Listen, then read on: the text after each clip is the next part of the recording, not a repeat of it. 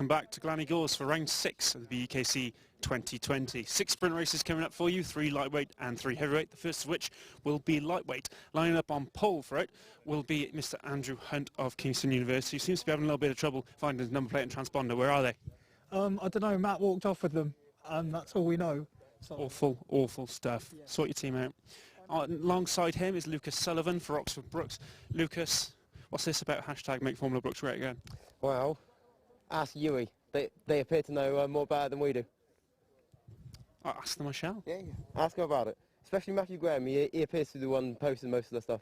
Matthew Graham, I'll go find him. Yeah. Behind we have, it's Josh Smith? Jason Smith. Sorry Jason, I keep getting that wrong. We spoke to you earlier, how'd you get on? Yeah, it was good. Good fun. Bit tricky conditions, looks a bit better now. But yeah, it wasn't too bad, to be fair. Can you get a win? No, not quite, but... Never mind then. What, for today? No. Can you get one in this one? I'm going to try. Good man. Good luck with that. Good luck with that. That's Jason Smith. Rory Smith lines up alongside him. I don't think there's any relation. Rory. Did all right earlier, didn't you? Did all right. Did what I needed to do. Can you do any better? Hopefully.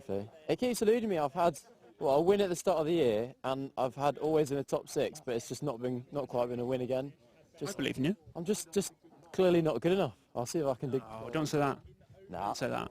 Got faith in myself. Hopefully it'll be a win. But I mean, it's a hard grid for this one, so we'll see. It is a hard grid. All the best. Navigating your way to the front. Thank you very much. Rory Smith there. Next up, we've got, I think it's Alejandro, is it? Yeah. How are you doing? Yeah, doing pretty good. And, you've in the Warwick A card. Yeah, last year Warwick B, now Warwick A. How are you dealing with the promotion? A little more stressed, but gotta try and do my best right now and probably try to get top 5. There you have it. Do your best, try and get top 5. Good words. Let's shuffle further back. Oh no, I won't neglect Nathan. Nathan, how are you doing? Yeah, not too bad. A little bit of an annoying day, really. Marston's had to drop out of this round, unfortunately. As Why? a fastest driver. He was ill. None of us saw him since Butmore, and he's been given the all clear from 111. So, and then my last race, I just watched a video back. I was running about P10, and my kart kept cutting out, and I dropped 12 positions because of it. So that was very sad. So I'm hoping, got a good grid, I can just smash it through the field. It's good drivers though, so we'll see what happens. Good drivers, let's see what happens. Nathan, have a good one. Next up, we've got Ocean Beach. Good morning. Ocean, is it true the size of the boat doesn't matter? The size of what? The size of the boat. Bigger the boat, bigger the meat. So it does matter. The line is, it's the motion of the ocean. Motion, okay, sorry. You never tried that? No, sorry. In the club, you know, making me moves? All I had was, my name's Ocean, how's it flowing? Yeah, it's alright. Has it ever worked? I mean, I've had a girlfriend for 2.5 years, so no. Okay. Yes, okay. And is that how you got your girlfriend? No, but shout out Joey anyway. Hey Joey, are you going to try that one with her later if she's not watching? You're going to go home and tell her about the size of the boat? Hopefully I get a win so she'll be impressed tonight. High hopes indeed. Ocean, all the best for that. Thank you very much. Kieran Harrison's up next. Kieran, you did cut through the field quite efficiently in that race. Yeah, I did. Just hit too many people on the way, apparently, for the stewards. 2 penalties. Don't do it this time and you'll be all right. Well, I didn't try to. It wasn't intentional. Well, intentional or not, you still got the penalty. Yeah, it should be easier this time. I'm at the front already. So, easier not to hit people, that is. Not easy to do well. All right. Just keep it clean, all right? I'll try my best. Kieran Harrison of Leeds. Piers, sorry, I saw you all posing, but Kieran was just talking my ear off. Why didn't you tell us to shut up? I did. You kept talking about how you wanted to punt people off. Honestly, some people, mate. I know, you can't... They hog the camera, mate. It's not, I mean, honestly, you know, the people that hold the camera, it's just rude, isn't it? Yeah, say hold the camera one more Even time. that's the 3rd time you see me today, but we'll ignore that. Exactly. I'm going to go grab a quick chat. Joe Fowler's over there. I'll ask him about the black flag. Oh, Joe! Stay out of trouble in this race. I'm getting paid by Brooks, so... There you have it. World exclusive. Yannick Brandt's in front. Yannick, narrowly avoided a spin in that first race. Yeah, it was a close one, but now it's dry, so just looking ahead. Keeping out of trouble this one? Yeah. Good man. Scott Van Breda sits in the Bath cart for this one. Scott, you're pretty much the only man in the top 10 I haven't spoken to at this point. Can you stay in the top 10? Hopefully, that's the aim. What are you going to do? You're going to wide car as possible, or are you just going to dive at the inside and take the lead? Well, I'll try and move forward, and hopefully that keeps me in the same position at least, so that's the aim. Like to hear it. Scott, have a good race. Right, that's who's on the grid, or at least half of it anyway. Let's head back to our commentary team from Double Dash Motorsport Media, Andrew Mather and James Johnstone. Lads, race number 1 with you.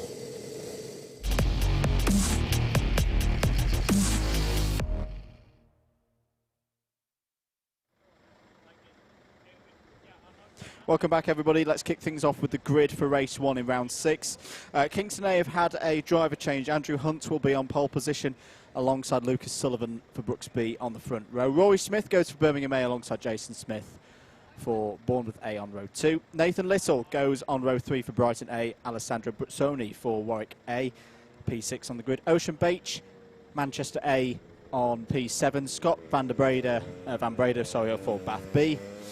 Kieran Harrison and Yannick Brandt go for Leeds A and Queen Mary A respectively on row 5. Piers Pryor and Joe Fowler, 2 heavyweight in terms of big drivers, shall we say, in terms of results. They're on row 6, Loughborough A and Coventry A. Exeter B, Callum Brooks, Cambridge A, Samuel Gerard, row 7. Nottingham Trent A, Andrew Wong, and that is all we've got time for because we are going straight into the racing for this one. James, do you want to take this one away? I will take this one away, no problem, sir.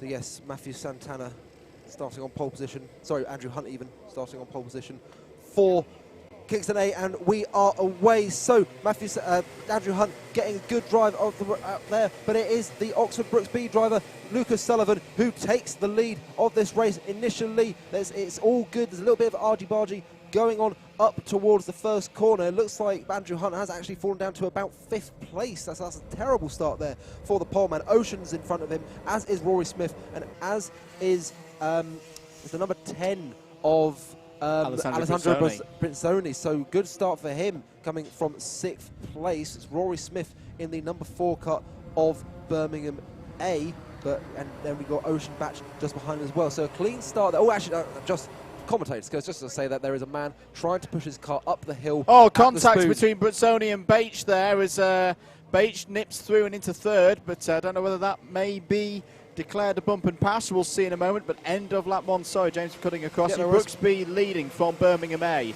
Birmingham A, a strange morning again from them. In 3 of their races, they were up in the top 10 comfortably, but in the end, it was 2 good results and 2 not so good results. A little bit disappointed, but this is a good chance for them again here up in the top 2. And look at that down the inside. Really nice move there past Alessandro Bruzzoni. It was the number 22 Brighton A kart of Nathan Little, who's run very strongly at times so far this year. And here he is again up in the top 5. Bruzzoni being hung out to dry by Piers Pryor there. There's a black flag for the ineligible Loughborough D kart, so that'll be off the road straight away.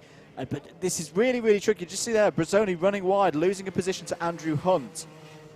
The track is, I mean, it's 95% dry out there, but there's still these little wet patches here and there. Yannick Brandt on the move through the field in the Queen Mary kart in his distinctive yellow and red designed helmet there. Joe Fowler in the mix for Coventry A in the Birrell Art red and white suit. Importantly with Joe Fowler, he's not made this type of progress you would expect at this point. He started in 12th, he is only 11th, so he's only made up 1 place. So following on from the disastrous final 2 races of round 5 for Coventry, really needs to make sure he has a clean race, he makes sure he makes up the positions, as there is big contact there, and Andrew Hunt being forced onto the grass in his battle with Queen Mary A, Yannick Brandt, as we now see Piers Pryor overtaking Nathan Little in the Brighton A car. He now finds himself onto the back of, where is it? No, we are further along now. So we're back with Mr. Pizzoni in the Warwick car, and he has been overtaken by Joe Fowler now. So he's now up to 9th.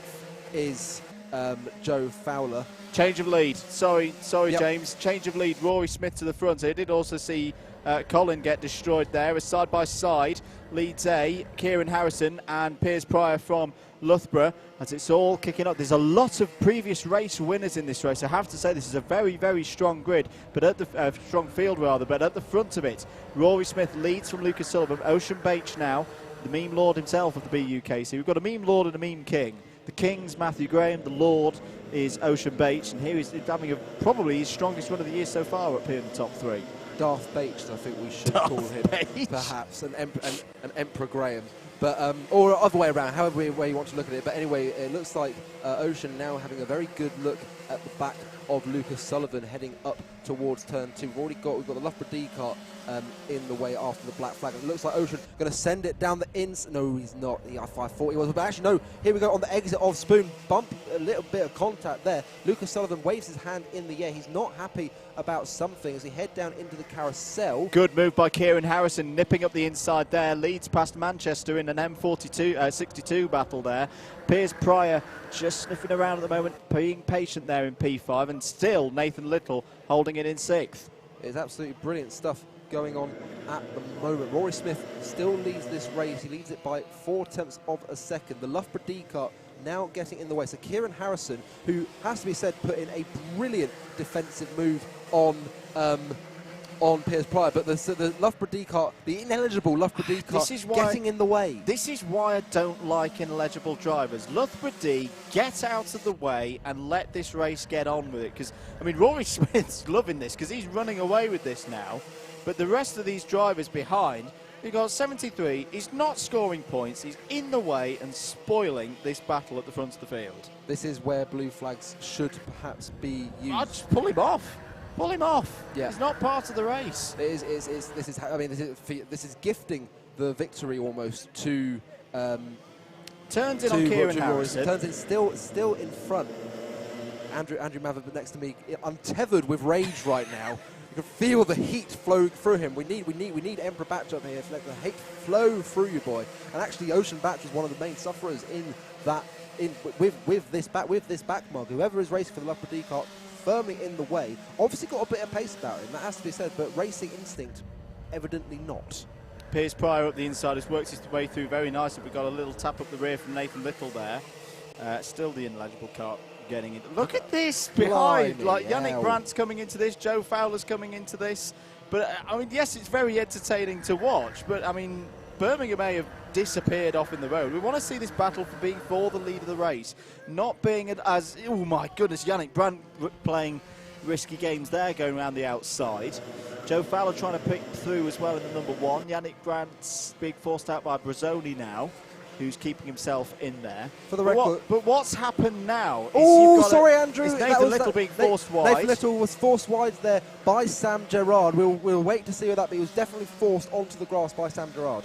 Well, my problem with it is we've now, it's all starting to separate out at the very front of the field. Penalty for Oxford Brooks B, the number 3. That's Lucas Sullivan, and it's what we've been saying about Oxford Brooks from Buckmore into today, and it's Lucas Sullivan again, unfortunately. The time when Brooks B, going through a bit of a bad run in the championship, need something to pick themselves up, and they're getting these silly bump and pass penalties. Yeah, Brandt goes down the inside of the ineligible 73. Still there.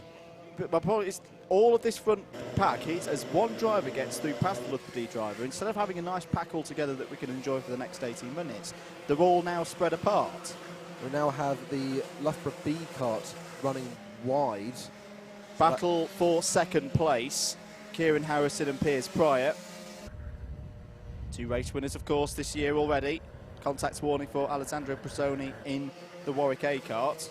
Just suddenly flashed up as Oxford Brooks A have set the fast lap. They are not there. Oh, contact! Big contact between Harrison and Pryor will let Harrison go back through there. That is how to race. That is that. If something Yes. goes wrong, that is a lesson to the 73 driver there. There's a bit of contact. Pryor aware that he's made contact, and he says to Kieran Harrison, "Off you go, mate."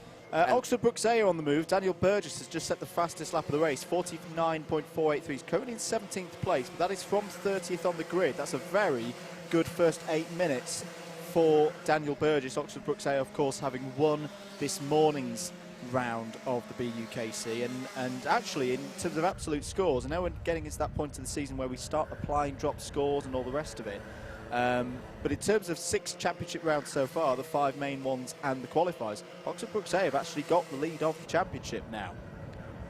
Could be very embarrassing if you're from UWE or your name's Matthew Graham. All the chat heading their way. Imagine if they pick up the championship win at the end of it. I'm sure Oxford Brooks would absolutely love to be able to lord that over them as well. But coming back to this fight between Slight mistake by Kieran Harrison and Price, yes, as you mentioned, Andrew, mistake there through the Devil's Shoulder, and now this is bringing the once fastest lap holder Sam Gerard into the mix as well, and then Ocean Batch is not far behind him as well. Oxford Brooks B, Luke Sullivan there, and here goes Piers Pryor down the inside of Kieran Harrison into Spoon Corner. Oh, GoPro's about to go there on the number 34. Ooh, I think that's hanging around. There is no GoPro on. No. It's Look gone. to it. Look to his the left-hand side of the Nassau panel. That's got a GoPro that's about to. That could be a mechanical flag. Go off into the Welsh countryside. Yeah, there it is. So there's a cone penalty for Coventry B. They're not in this, but that's quite interesting. That's a hazard. And that could be a mechanical flag. We'll wait to see on that one. Penalty for Loughborough D, yes, we've discussed them at length. But now it's going to be interesting to see how Ocean Bay Mount's still in. That's an inappropriately screwed on GoPro, I think that is. Yes, he hasn't quite done that one correctly. But yes, no. So Kieran Harrison's still definitely interested in Piers Pryor. There goes Sam Gerard and Ocean Bates. Luke Sullivan and Sam Fowler, who's now coming into the mix. Obviously mentioned earlier, Sam Fowler not quite making the progress you would have expected him to make at the start of the race, but he is now firmly in this top 10 fight and has surely got eyes set on the pink helmet of Piers Pryor. JV's little string tether is doing a fantastic job there at keeping hold of that GoPro. And but that must be a little bit off-putting for Harrison with that flying around in his eye line. But he's doing a fantastic job, as you say, to keep onto the rear bumper of Piers Pryor. And you imagine at this stage, they've got to work together. There's a penalty for Loughborough B, who are currently in 13th place, because the gap up to Rory Smith is 3.3 seconds. And there's still enough time to pull that back, 14 and a half minutes. Back markers will come into the equation, absolutely. And yeah, it depends how well they're able to work together. We saw it in Piers' last race when he was able to help Alex Rees in the Swansea kart along to, at one point they were 1 and 2. They worked together, caught up the leaders and overtook them. This is precisely what these two, Piers Pryor and Kieran Harrison, should do now, because the threat of Sam Gerard and Ocean Bates is still not gone. They are still there, as is Luke Sullivan, as is Sam Fowler, as is Nathan Little, and as is Yannick Brandt as well. You're watching live coverage of the British Universities Karting Championship 2020 here from Gors Park, premier karting facility in North Wales. Absolutely fantastic to be back here after a bit of a 3-year break, as there's now a black flag for the Loughborough B driver.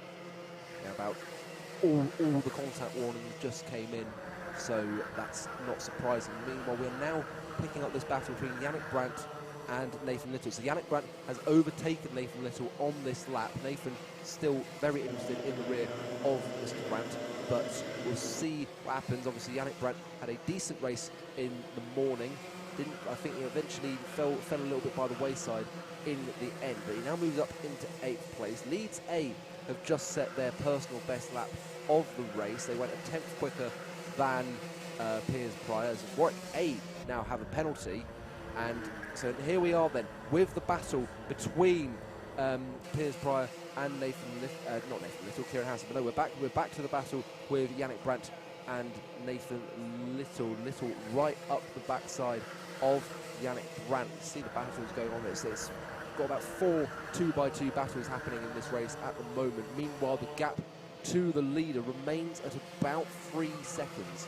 So they're not gaining too much on Rory Smith. Rory Smith got a fair bit about him in his interval. Having just said that, Piers Pryor just takes 2 tenths out of him, so we will watch out for that. Meanwhile, so the penalty we saw earlier for Warwick A was an ABC bump and pass, so that will cost them 4 positions. They're in one of those close battles in the midfield. Contact warnings for Oxford Brooks A and Manchester Metropolitan A, who are 15th and 16th respectively on the current standings. So they've had a bit of a rubber dub out there, but Daniel Burgess continuing to fight his way through the field. Ocean Bache to find his way through past Cambridge A, who continued to be in really good form in his middle part of the BUKC season. Now following this battle between Ocean and Sam Gerard. Ocean with a very good drive off of tower block curb corner, now heading up the Dragon straight. He is right up the back of Sam Gerard, but it looks like at the moment they're working together. We'll see if Ocean tries anything into Spoon corner. Gerard goes a little bit defensive into Spoon, and now heading down towards Carousel. Obviously, if these two start fighting, they will lose at that time to Harrison and Pryor, who themselves are running at line instead. So it's all calm at the moment. Everyone just working together, playing nicely, and all in pursuit of Rory Smith in the Birmingham A car. But thanks to the ineligible Loughborough D driver, it's Loughborough B constantly picking up black flags at the moment. It would appear that Rory Smith benefited massively, although having just said that, they've just taken 4/10 of a second out of his last time. The gap now 2.7 seconds, so this is going to set to rumble on. Have a look out to see where we are with back markers. Rory Smith has overtaken a back markers. That might be where the lost time came from. Piers Pryor and Kieran Harrison will have to overtake that back marker as well, as will Strad and Bates. And there go who we got? We got this I've lost track. Yannick Brandt and Nathan Little still in there? Mr. Sullivan for the Oxford Brook Speed. That's sort of your top 10. It is very close. It's only 8 seconds between first place and ninth. So this is all to play for at the moment. If back markers come in the way, if they start fighting amongst each other, could get very interesting indeed, as they now pass the 60 of Warwick C, Pryor in front before turn 2, and now the 60 moves out of the way. Perfect example of how to do back marker driving from everyone involved. The battle between Brighton A, Nathan Little, and Yannick Brandt at the Queen Mary car is actually looks to be back on, as Nathan Little now finds himself in front of Yannick Brandt. So very decent little battle shaping up there. Decent little two-way battle shaping up throughout the entire top 10 as well. But the gap, we'll wait to see what the gap is between Birmingham A, Rory Smith, and the chasing Piers Pryor. It was 2.6 seconds, it's now 2.9 seconds. So lapping that back marker has cost the chasing pack a little bit of time. And now we see it's we've got Joe Fowler and Lucas Sullivan. They're now passing the 60. So this is all just staying as it were, but that you would suggest that when we get into the final 5 minutes, they are going to start absolutely going hammer and tongs with each other. The best working together at the moment is Cambridge A and Manchester, and Sam Gerard and Ocean Bates. They're trying to catch them back of Kieran Harrison, but it's just not quite working at the moment. Whilst this one's going through the motions, good opportunity to take a slight pause and remind everyone of some scheduled events that we've got coming up here in the world of Club 100 in association with Rotax. 22nd of March, so a week on Sunday, we are scheduled down at Bayford Meadows in Sittingbourne in Kent, very, very close to Club 100 HQ, of course, for our first streamed Club 100 Sprints round of the year. Myself and yourself, I know, I'm back. Will be there. How's this happening? For that one. If you join us for any of those Alpha Live provided streams last season, it was a fantastic year of racing at Club 100 Sprints, the pinnacle of Club 100 racing, as I said, Club 100 in association with Rotax. Fantastic to have them on board, partnering for 2020. And of course, the culmination of this championship, the British Universities Karting Championship, scheduled for our big finals weekend, Friday the 3rd of April, which will be the mains day. Saturday, the 4th of April, Double Dash Motorsport Media will be on site for coverage of the Inters Championship wrapping up, and then the big Sunday Drivers Championship on Sunday the 5th of April. That's all available, I say, as scheduled at the current moment. All here provided to you by Alpha Live and Double Dash Motorsport Media. Back with this race though, 7 minutes to go, still as we were. Everyone's trying to work together at the moment and see where they are come the last couple of laps, see if this race comes back to them. I think it's got to be fair to say, James, that last couple of laps Cambridge and Manchester have started to edge in on Kieran Harrison. In fact, really have started edging in on Kieran Harrison, and this is going to be a three-way scrap for third. They have indeed. Something else that's happened is that it would have Rory Smith now 3.2 seconds in front of Piers Prior. So I think that gap will be very difficult to surmount. So what we're going to start to see is this battle for third place between Leeds, Cambridge and Manchester is going to hot up massively. A little bit of getting a little bit squirrely under braking there was Sam Gerard. Whether he got a little tap from Ocean Beach, we're not entirely sure. Couldn't quite see that on the camera there. Speaking of cameras, it's worth checking in with Kieran Harrison's camera. It is still there, it's still flapping about.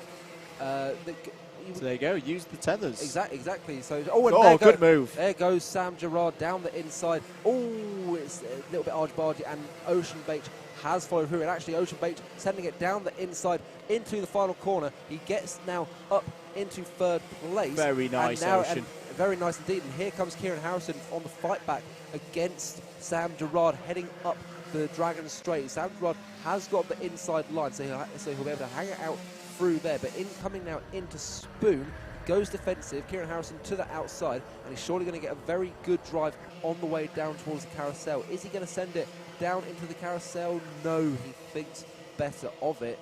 More places to be picked up as this race goes on, but it has to be said his pace definitely did drop away, as you mentioned, Andrew, and that move was it had been coming for a number of laps. Contact warning for Kieran Harrison for that little moment with Samuel Gerard.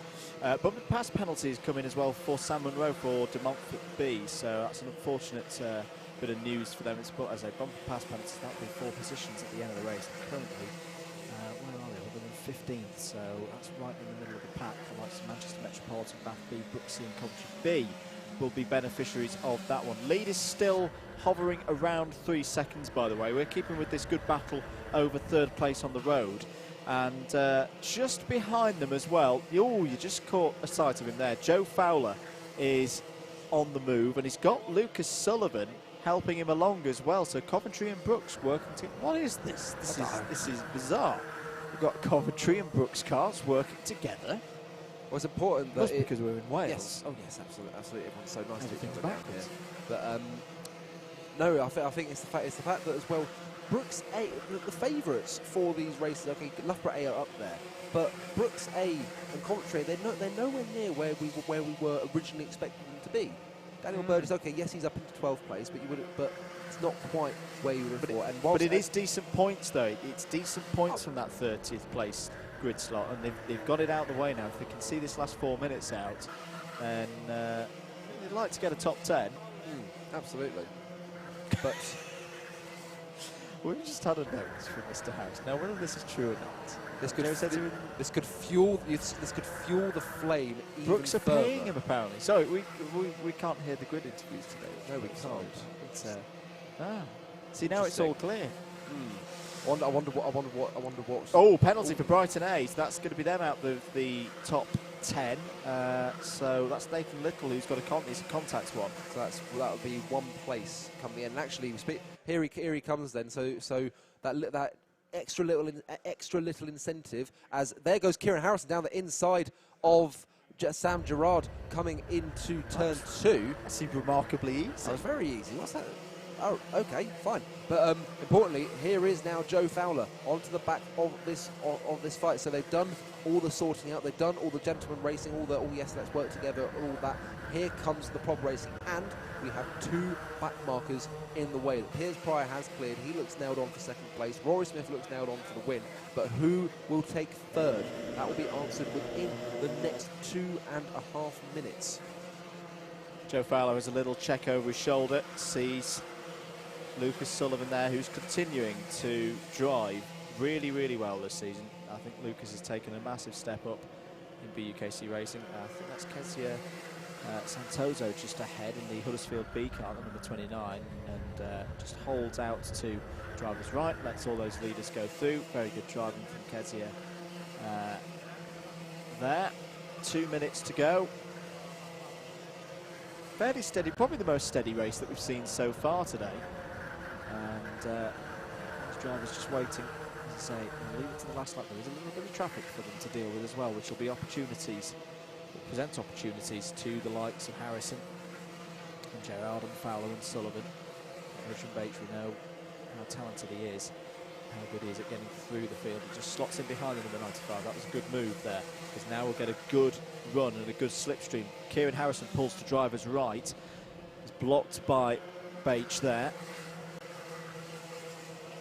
Now will Gerard get through as well? He's crucially got to make that move on the 95, which is one of the Coventry carts. It's Coventry D.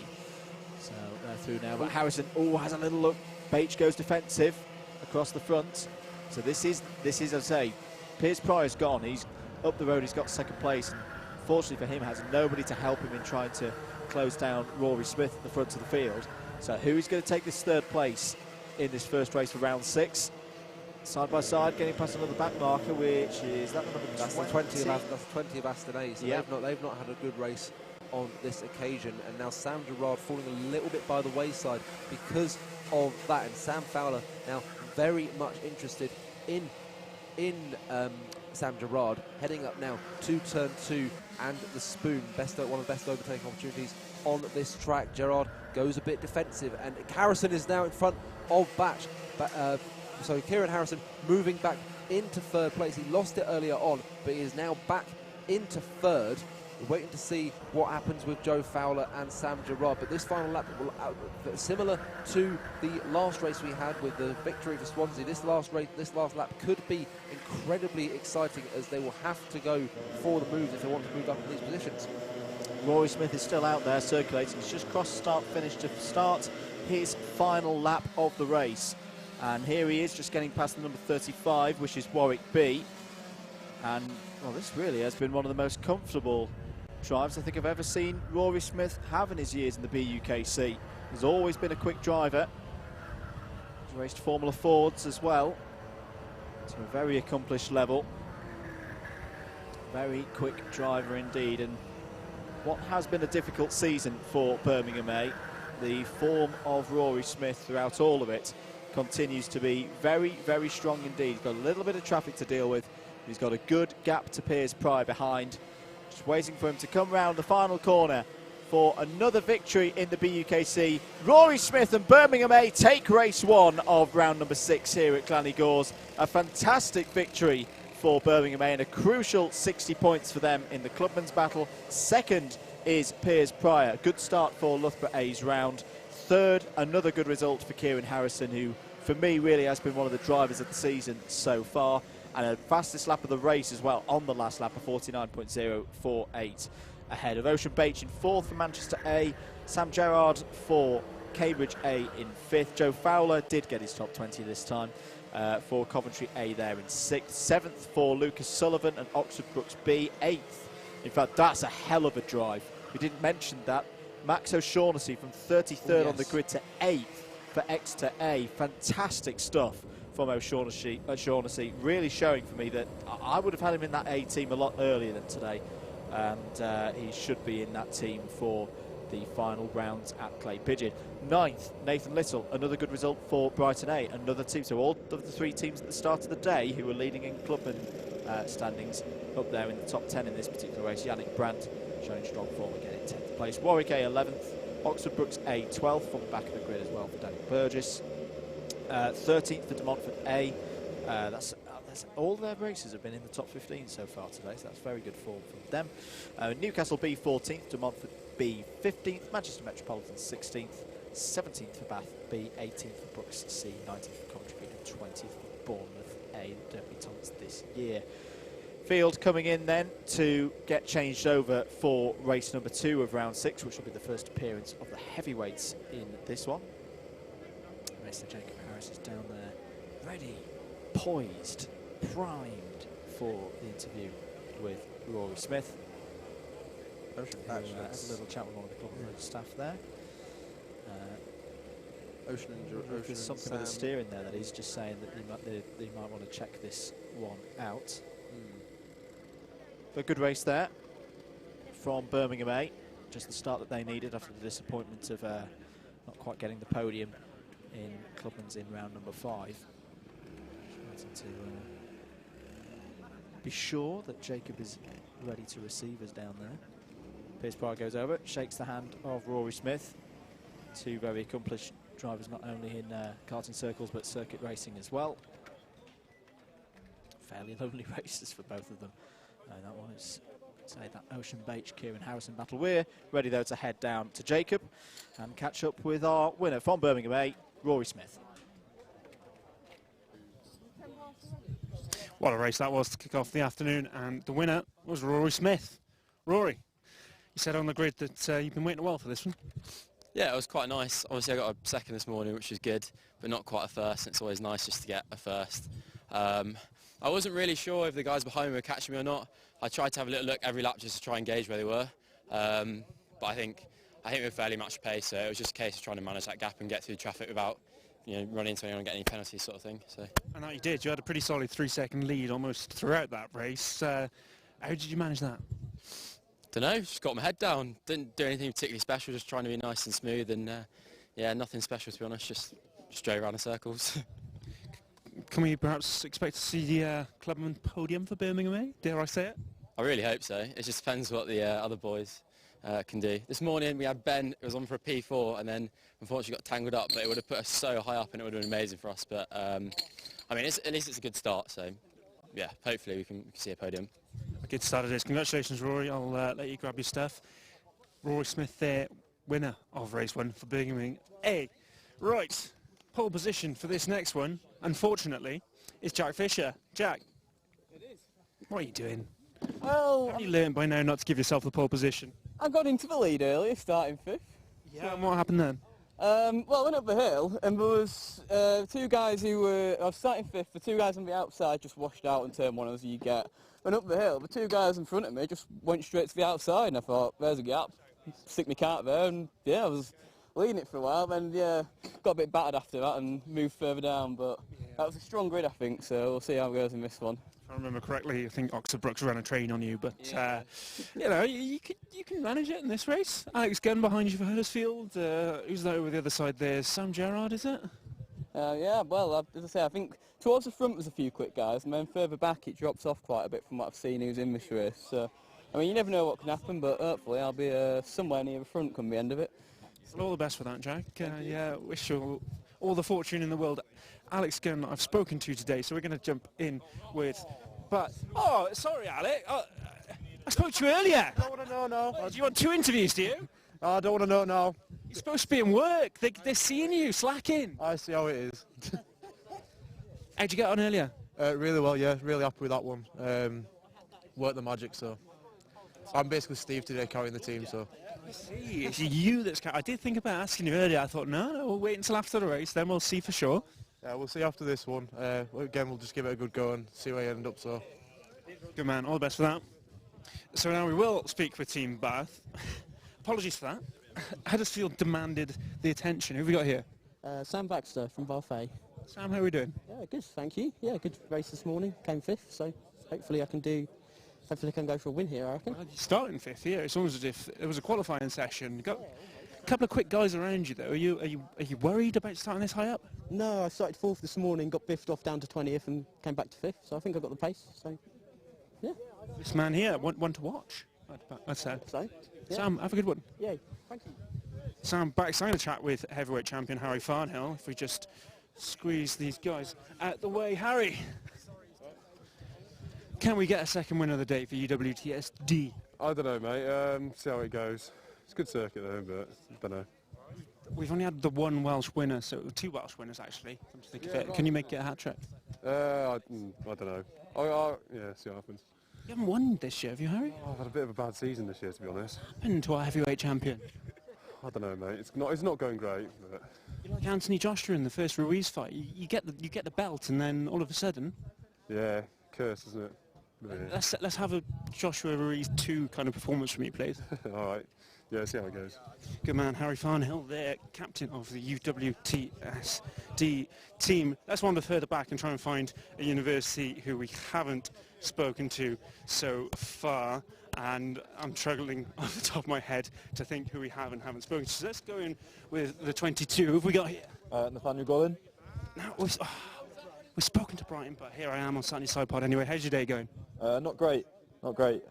Most of us are a bit too heavy for this track, getting absolutely wrecked up the top of the hill, so not expecting much this race, so we'll just see how it goes, try our best. Strong result for Nathan in that last race, though. Yeah, it was all right. But, you know, with me, Stephen and Easy all being ridiculously overweight, that's probably going to be the only good result for the rest of the round, so we'll see. It's a nice bit of self-isolation for you. It'll stop you from picking on the Mackies. Yeah, maybe. I'll try that. All right, well, hopefully you get it out of the way before clay pigeon. Yeah, hopefully. Have a good race. Got a lot of weight to lose. Cheers. Oh, Nathaniel Gollin there. Let's see if we can jump in for one last interview. I always forget who this is in the old MOD helmet. How are you? Hello, I'm good. I've forgotten who you are. Don Bessel. Don Bessel, of course. It's the helmet that gets me. What is with the MOD? It's the sponsor, isn't it? Yes, it is a pizza company. They're in Loughborough. How are the pizzas? Pretty good. Better than Domino's, anywhere like that. Much good. What kind of topping do you go for? Well, there's one called the Dominic, which is my name, obviously, so I'll go for that. And that's got like... Is it named after you? Yes. Really? Yeah, chorizo, mozzarella, pasta, things like that. Really good. Chorizo, mozzarella, parsley. Things like that, yeah. Quite like that. Pineapple, yes or no? Yes, all the way. There you have it. Always. Don Bessel says yes to pineapple. Right then, this race is about to get underway. This is the first of the heavyweights, race number 2. Back to you guys in the comms box, Andrew and James.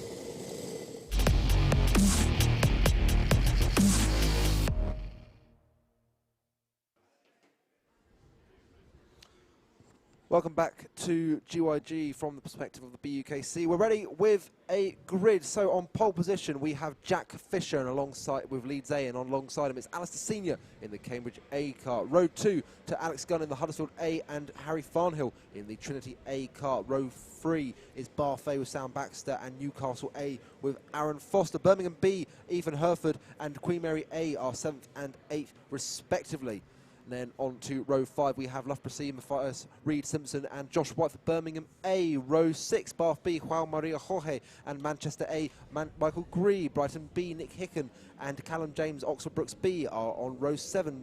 Row 6 to Bournemouth A, Piers Fairston and Brighton A, Nathaniel Gollin. Leeds B and Coventry D are on row 9. Huddersfield B and ineligible Oxford are on row 10. Row 11 to De Montfort B and Birmingham C. Southampton A and Sheffield A are on row 12. Row 13 to Exeter A and Oxford Brooks D. Row 14 to Nottingham A and Ewing A. Row 15 to Trinity B, and that is all we have time for on this grid. So, looks like as Pushcart Johnny comes away, there he goes. We are ready to get this race underway, and there we go. Great start for the Pole City. He got a very, very good start there, possibly even too good, as we now head up the Dragon Straight towards turn 2. So far, it is a clean start for everyone concerned, but as we now come into the Spoon corner, what are we going to see? So Jack Fisher is still leading from, I believe that is still Alistair Senior. So it's as you were from the start. Yellow flags out at Spoon. There is a driver coming to a halt, and that is I believe that's Swansea A, Jeremy Todd. So unfortunate for them there.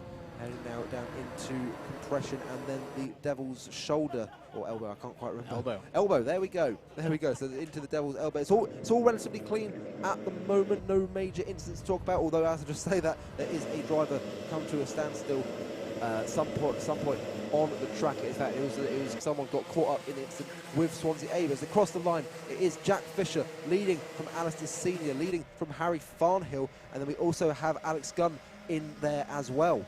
I had a quick chat with Jack down on the grid just before race 1. He seemed very calm. I asked him how did he get up as Harry Farnhill. Brilliant move down the inside of Alistair Senior and Alex Gunn to take second place. How did he get from 5th place to lead in his race early this morning? He just went, I don't know, they ran wide and there was a gap and I just went for it. That's a terrible representation. I thought that was actually quite accurate. We've also had a tweet.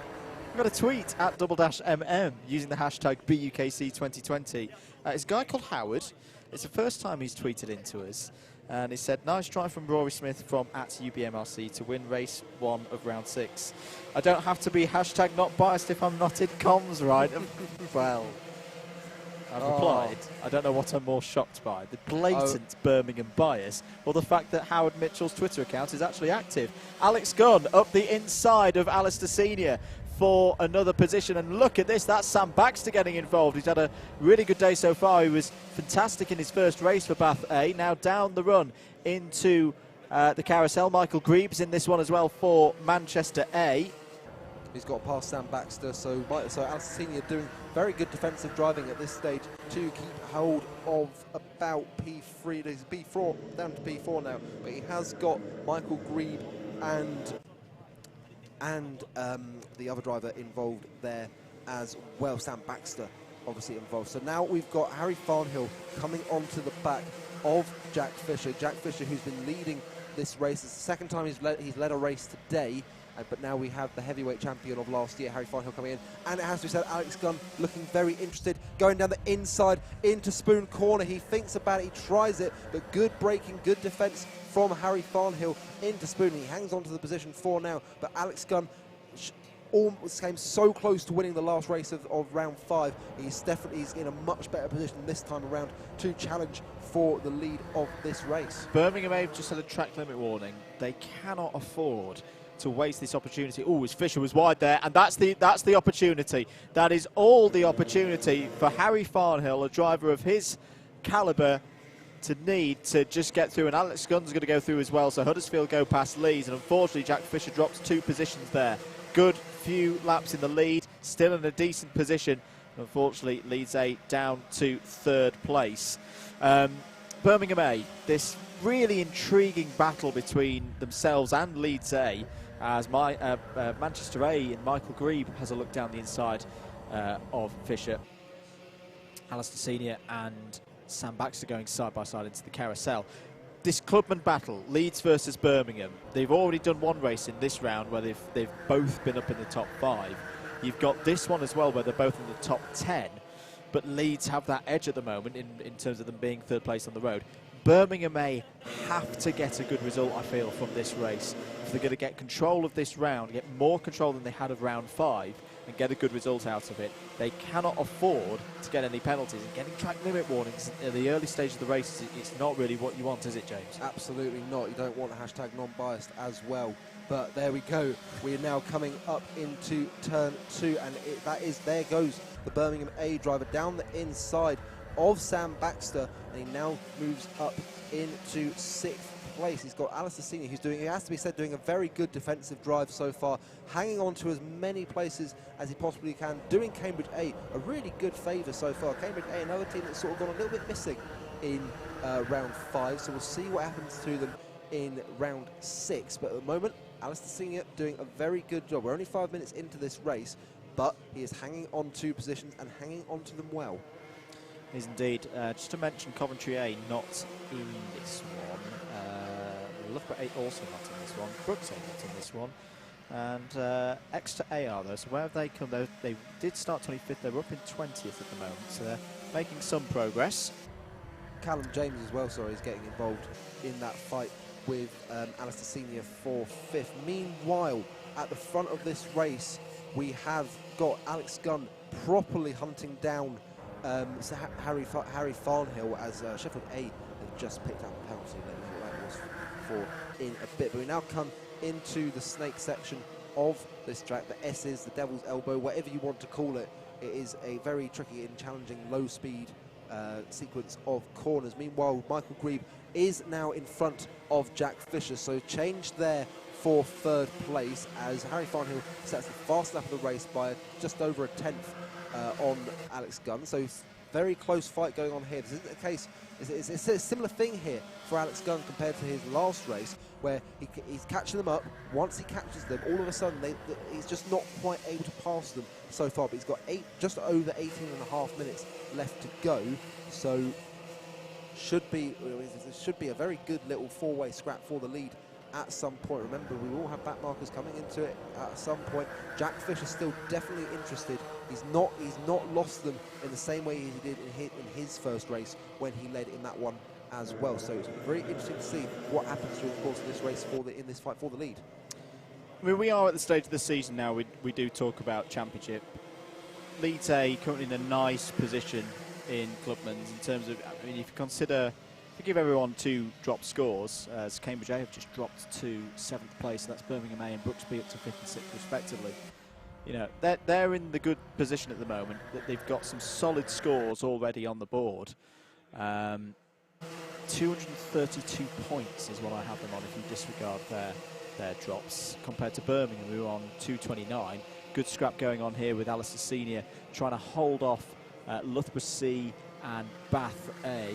Still Sam Baxter behind Alistair Senior. So obviously we've now seen BUKC B are through, Callum James is through, Birmingham A driver is also through, and there's contact there between the Loughborough C driver and Alistair Senior. Now this could be the opportunity for Sam Baxter. He goes round the outside of the Loughborough C driver. Now finally he is past Alistair Senior, and that too allows the Loughborough C driver, who just gets a contact warning there, but finally it's taken a good while in this race, but finally Alistair Senior's defence has come to an end, and he falls down into, I will say that he's down into 9th place. Well done, Sam. That was a really, really nicely read situation there by Sam Baxter in the Bath A kart, another driver who has massively impressed me this year, and them winning that title last year in Inters seems to have done their confidence so much here in 2020.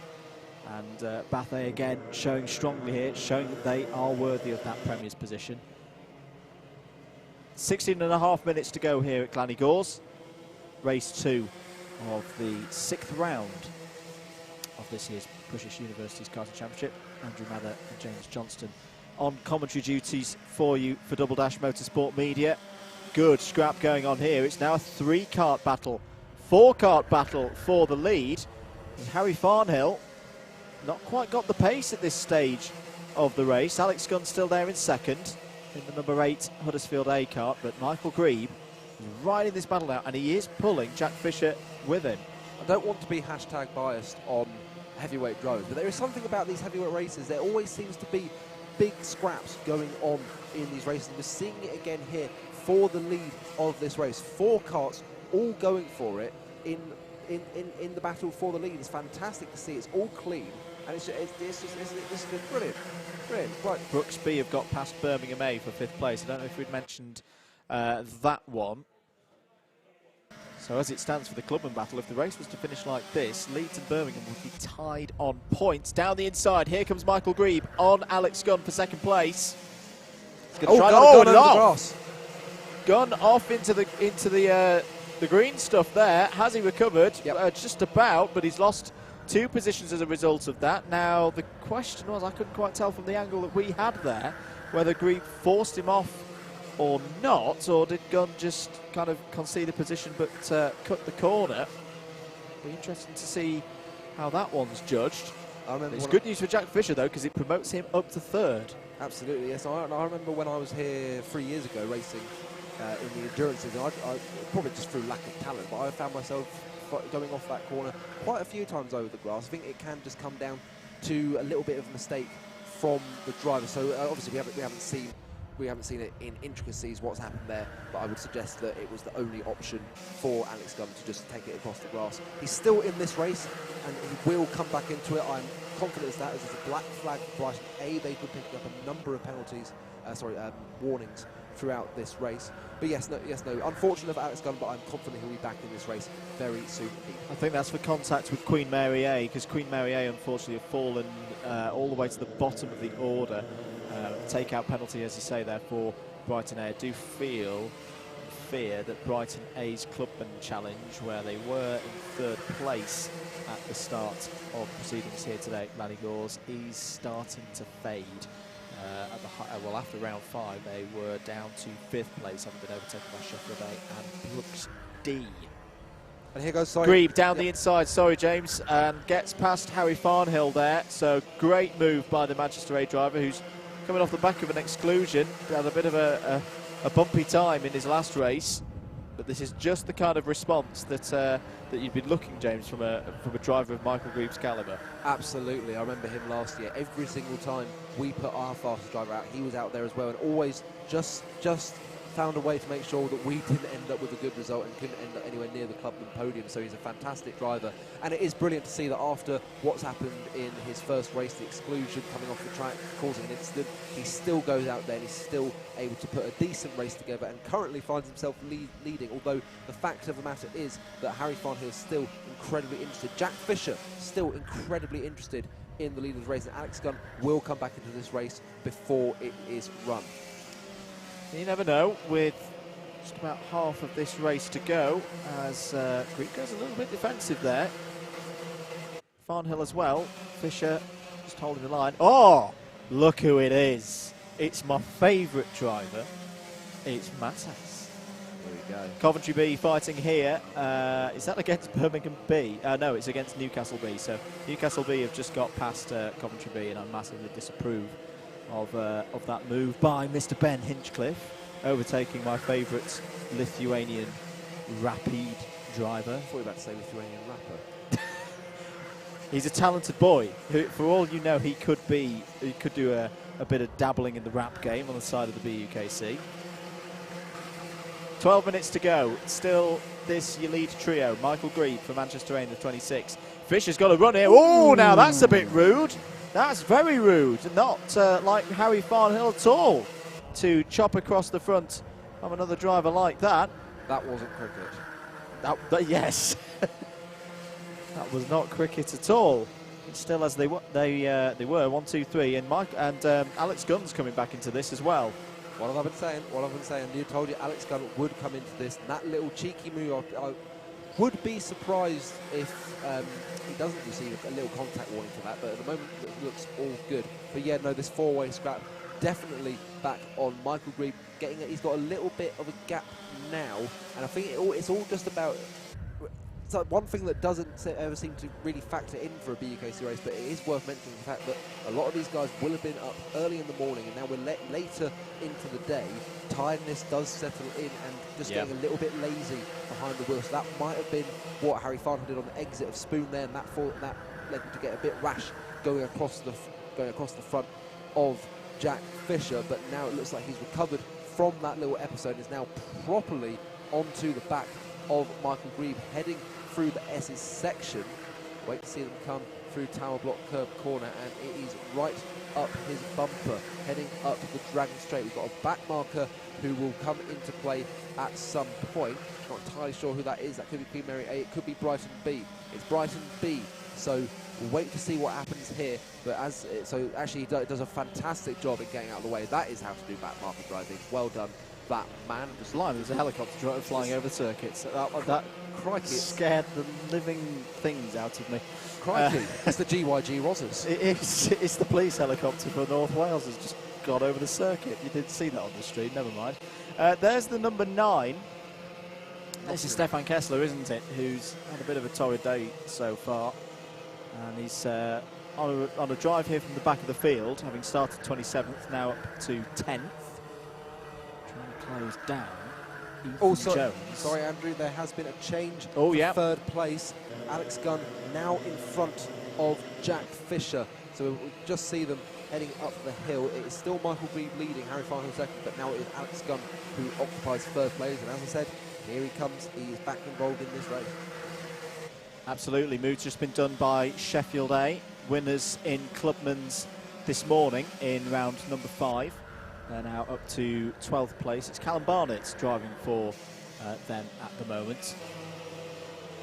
He's very nearly in my perfect podium in Clubman's this morning of Sheffield, Birmingham and Leeds. I do have a lot of time for the Leeds boys.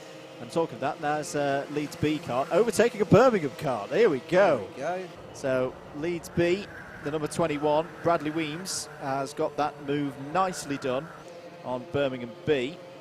Ethan Herford driving for Birmingham B at the moment, who's been part of that team for a good couple of years now. Also, just that's Alistair Senior. I just wonder, has Alistair Senior got problems? Because Alistair Senior is not the kind of driver to fall back in one of these races, Be really good if we could pick up on the battle for the lead. Michael Grebe is firmly defending from Harry Farnhill and Alex Gunn, but will stay with this fight for 13th for the moment. Alex Senior done a very good defensive drive earlier on, but he has just fallen back, and now the lead speed driver is having a look down the... He's going to try and go around the outside of Carousel, but again, it's great defensive driving from Alistair Senior, but he's muscled out of the way. Oh, forced onto the grass slightly. That looked like forcing the driver wide, but the lead B driver now firmly in front. Now it's the Birmingham B driver who has got to get past Mr. Senior now.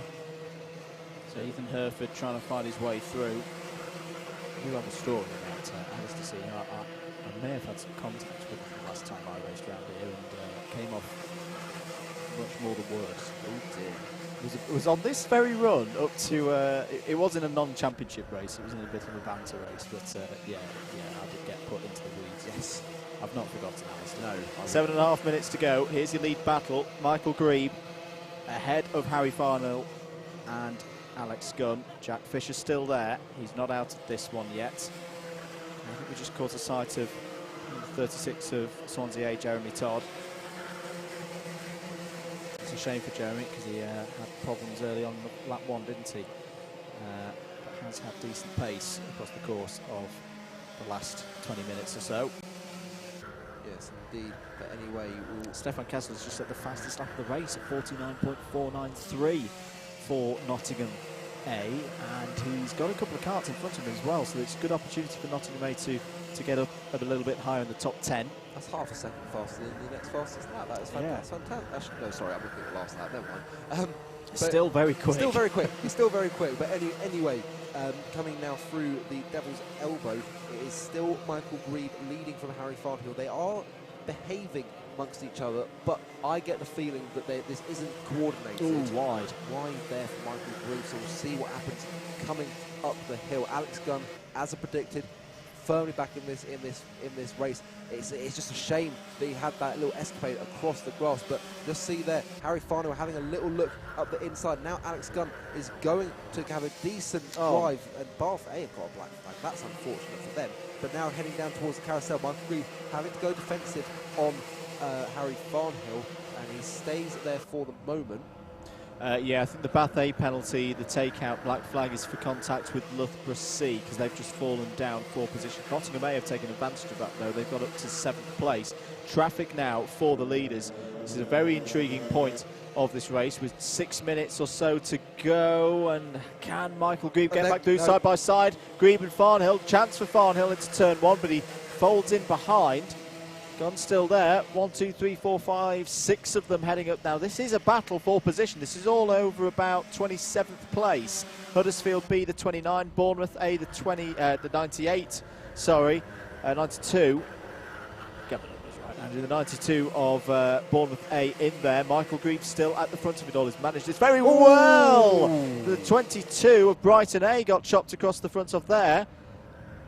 And in fact, Farnhill's got through. Farnhill has got through in all of that. He has received a contact warning, but Trinity A to the front then. We've already seen a win from Trinity A in round 5. Bournemouth round, I think that was completely by themselves, so there shouldn't be any penalties on that one.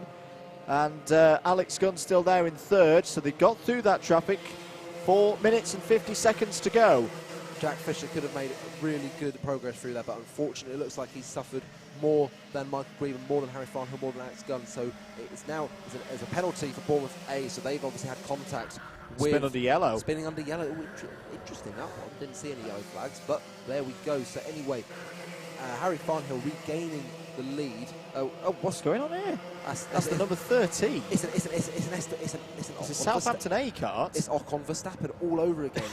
Absolute madness. Didn't quite think I'd be seeing that today, but there we go. I suppose at the end of the day, there are no blue flags. You are allowed to race, but err on the side of caution there with the Southampton driver. Now Michael Grebe getting a little bit aggressive with the 13, and the 13 just forcing Alex Gunn onto the grass. So the 13 really getting in the way here. No black flag, no blue flags, as we have been mentioning all through there. And once again, I feel so sorry for Alex Gunn today. He's been getting close and close and close to the race win, but every time just something just doesn't quite work for him, and he stays in 3rd place.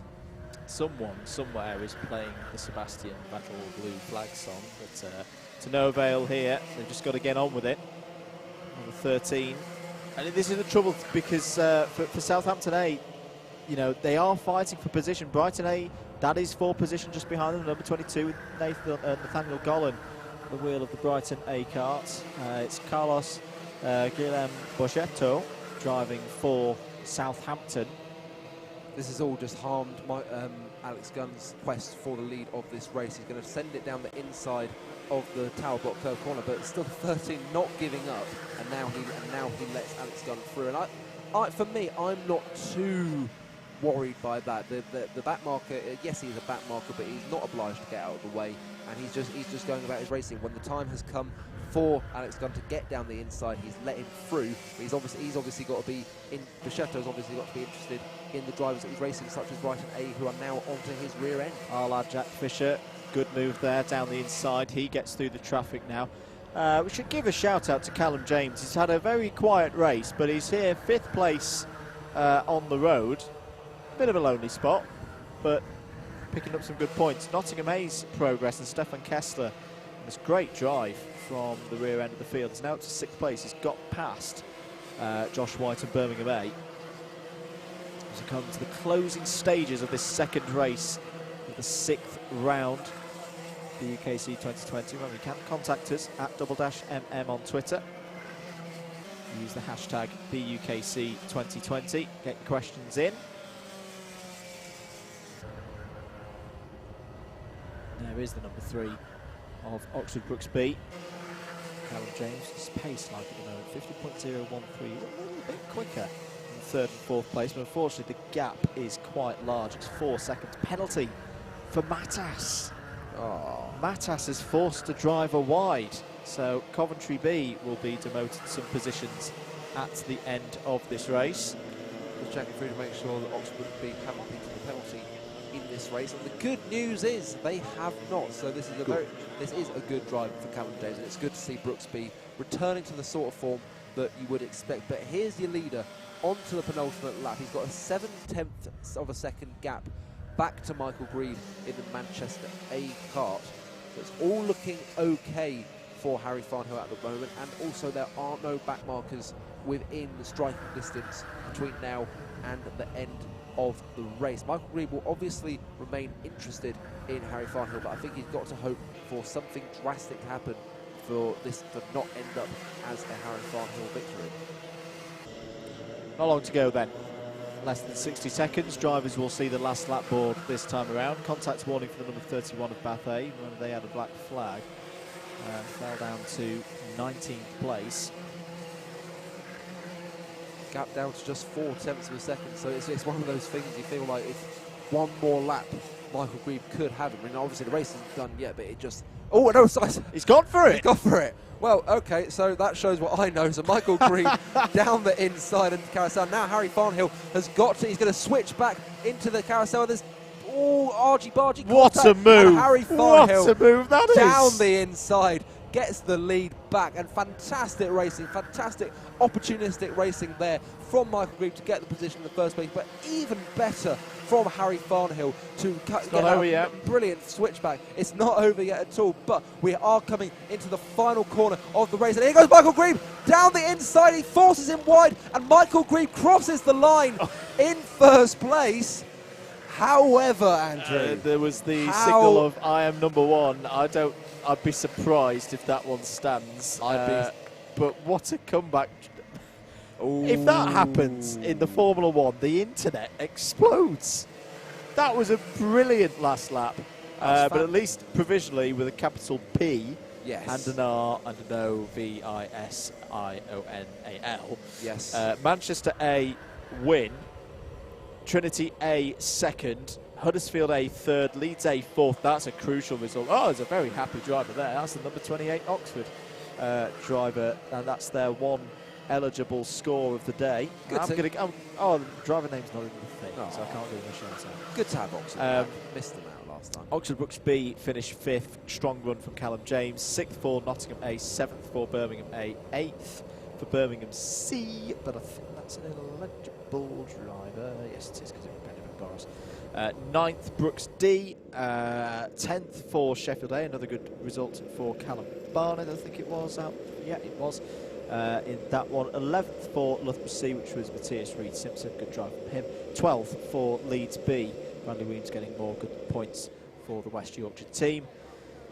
Newcastle B 13th, Birmingham B 14th, Bath B 15th, Coventry B 16th, but with a penalty from Matas Grigalauskas there. 17th for Oxford. I think they were. It's either this race or the next race that they're eligible for. We'll count that as the results come through. 18th for Exeter A, 19th Bath A, and 20th to Montfort B. Cars coming over start finish. And we're just going to wait a few moments before we head down to Jacob. Although, to be honest, I'm not quite sure who he's going to go to, because I don't think we can call that one given what happened there on the last go. I mean, if you're Michael Grebe, I think you've kind of got to go for it, haven't you? Oh, he's got to go for it, absolutely. But he's just got to be so careful in that situation as well. Jacob, I think it's going to be Michael Grebe we're going to be speaking to, but we'll wait to see on that one. For me, I think that is a bump and pass, but we shall see. It's all provisional at the moment with a capital P. Do keep your subscriptions coming in on the Alpha Live YouTube channel. We've gone past 9,000. Thank you very much for your support. We are ready to head down to the grid to Mr. Jacob Harris. He's talking with Manchester A's Michael Grebe. Down here on the grid, we've got race winner Michael Grebe. Congratulations. Thank you. I'm thrilled. I'm out of words. Another first BUKC race win, and you did it by overtaking our heavyweight champion Harry Farnhill twice on the last lap. Yeah, it was a really difficult fight, and I hope that was still fair.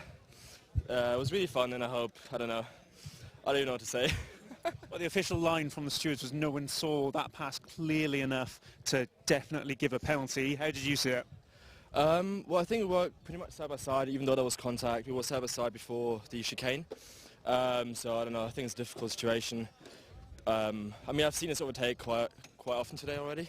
So I think it's up to the stewards to decide. I think they have decided no one saw it clean enough to say it was definitely a penalty, so therefore you're going to get it for your first race win. Thank you. I'm out of words. It was really difficult because for the first couple of laps I was defending on the first hairpin, so I feel like I was losing a lot of time there, and couldn't really pull away from the guy behind me, but he did a great job, and really, thank you. Michael Grebe, first time race winner, congratulations. I'll give you a hug on the podium. Right then, if you can stomach more racing, we've got plenty of it on pole position for this one. Loughborough, and once again it's Mr. Mills coming this side of the cart. Who's giving you all the good grid slots? And I've been paying Tom to get the pole positions. So how much do they cost? 50 quid a time. You can get them for cheaper in other universities, you know that. Can I? How much would it be if I just paid BUKC straight?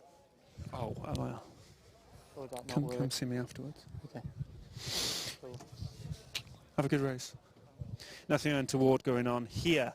Lining up alongside is Dante Dillon of Nottingham Trent. I'm going to come this side. How you doing? Yeah, not too bad. It's a lovely sunny day in North Wales. Can't get much better. Absolutely. Strong running early on in the first race for you, but dropped back a little bit. Yeah, mixed conditions. I mean, I would say not doing this track many times hasn't helped me, but it was apparently Sam Spinell's first ever race on this track, and he made up like 25 places, so I have no excuses. Hopefully a better race in this dry one. All the best, Dante. I'm going to talk to Archie Hobson next, who's sitting in 4th place. Archie, have you demoted yourself? Yeah, I have actually. What's he done? Nothing in particular. We've just got other drivers who are better than me, so... No, don't say that. Got to put the university above myself, haven't I? It's captain's Wow. responsibilities. Wow, look at that. A leading example. And we need good leadership in this country at the minute. Oh, we absolutely do. A fat lot of good of it coming from the top, so got to demonstrate it at grassroots first. How about that for an interview? Powerful words there. Archie, what can you do in this race? Hopefully have a good race. Do love GYG, so hopefully keep it up the front and have a nice clean one. Can't ask for anything more. Have a good race. Yeah, cheers, mate. Further back, we got Sam Spinell. Yeah, I'm good actually. This track, it's good fun. We've just heard from Dante Dillon actually, and you mentioned how many places you made up in the first race. Yeah, I went from 28th to 3rd, so it was a good race. On for winning this one then?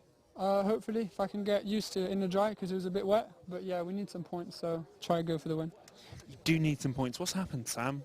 I think just a few silly mistakes. Loughborough C. Loughborough C. It's not often that I drop down and talk to the other Loughborough team, so I'm going to spare some time for you now, George. How are you getting on today?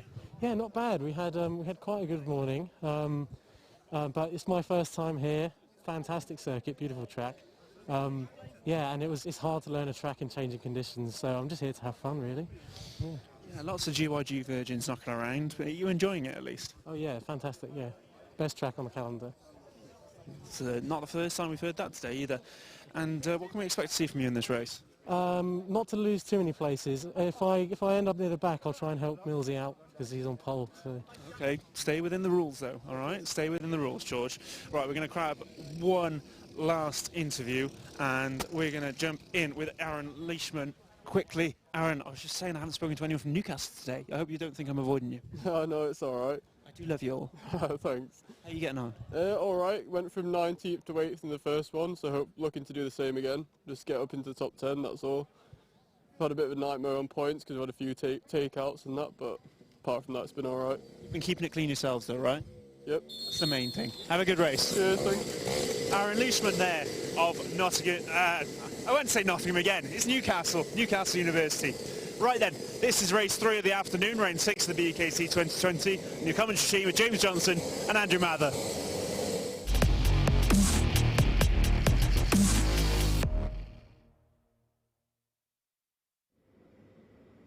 Welcome back to the GYG from the BUKC. We're here for lightweight race 2, race 3 of the day, and here is your grid. On pole, it's Loughborough A and then Nottingham Trent A. So on row 2, we have Leeds B and Warwick B. Row 3 for Exeter B and Coventry A. Row 4 for Brighton B and Manchester Met A. And on row 5, we have Loughborough C and Birmingham B. Row 6 for Huddersfield A and Warwick A. And it's Kingston A with Trinity A on row 7. Newcastle A and Bath A occupy row 8. And it's Nottingham Trent B with UE A on row 9. Row 10 to Cambridge B and Aston A. And it's 21st for Oxford C and 22nd for Swansea A. Row 12 for Oxford Brooks A and Oxford Brooks D. Row 13 then goes to Sheffield A and the ineligible Oxford, and we are not racing. They're just coming through incredibly fast through here. So we'll carry on with the grid. I'll go from, we were 27th for Loughborough B, Ben Watkin, 28th for Warwick C, David Macbeth, 29th ineligible, Birmingham C, and also it's a fully ineligible row 15 as we have 29th and 30th for Birmingham C and Loughborough D. De Montfort A are 31st with Johnny Knight, and it's Michael Preston in 32nd for Southampton A. And that is your grid. So 32 car grid, a little bit less than what we are used to, but then there are some teams that aren't here today. And with that, all that being said, it looks like they are forming up and ready to go on this lap. Yeah, intriguing one, this one, because we've got all of our key protagonists, apart from Leicester. Leicester aren't in the mains. Exeter. I know. Exeter A aren't in this one. Actually, Exeter A haven't had the best of starts in this afternoon race. And they're all ready to go. Here we go then for race number 3 of round number 6. Good start from the front row. Dante Dillon trying to hold around the outside there. Oh my goodness me, what a start that is. And there's a big mess, big mess on the Dragon Straight. This will probably be a restart at least, possibly even a red flag. Looks like everybody's perfectly okay. It's a great start for Dante Dillon. Have we seen any flags to indicate a restart? Yes, we have. So that's going to be a false start, unsurprisingly. There, not quite sure. Apologies, we haven't got the replay machine today, so we can't see what triggered that one. But the good news is everybody's perfectly okay. Everybody's standing. And we'll get that one back up and underway. The driver, we've got a driver walking off. I think he looks to be in a little bit of discomfort. Yeah. Basically what we saw happen was I saw a car up in the air on the grass, and I don't know. I honestly don't know. I could have sworn I saw someone rolling back across the grid, and if that is what's happened, then that driver should be excluded from the rest of the racing.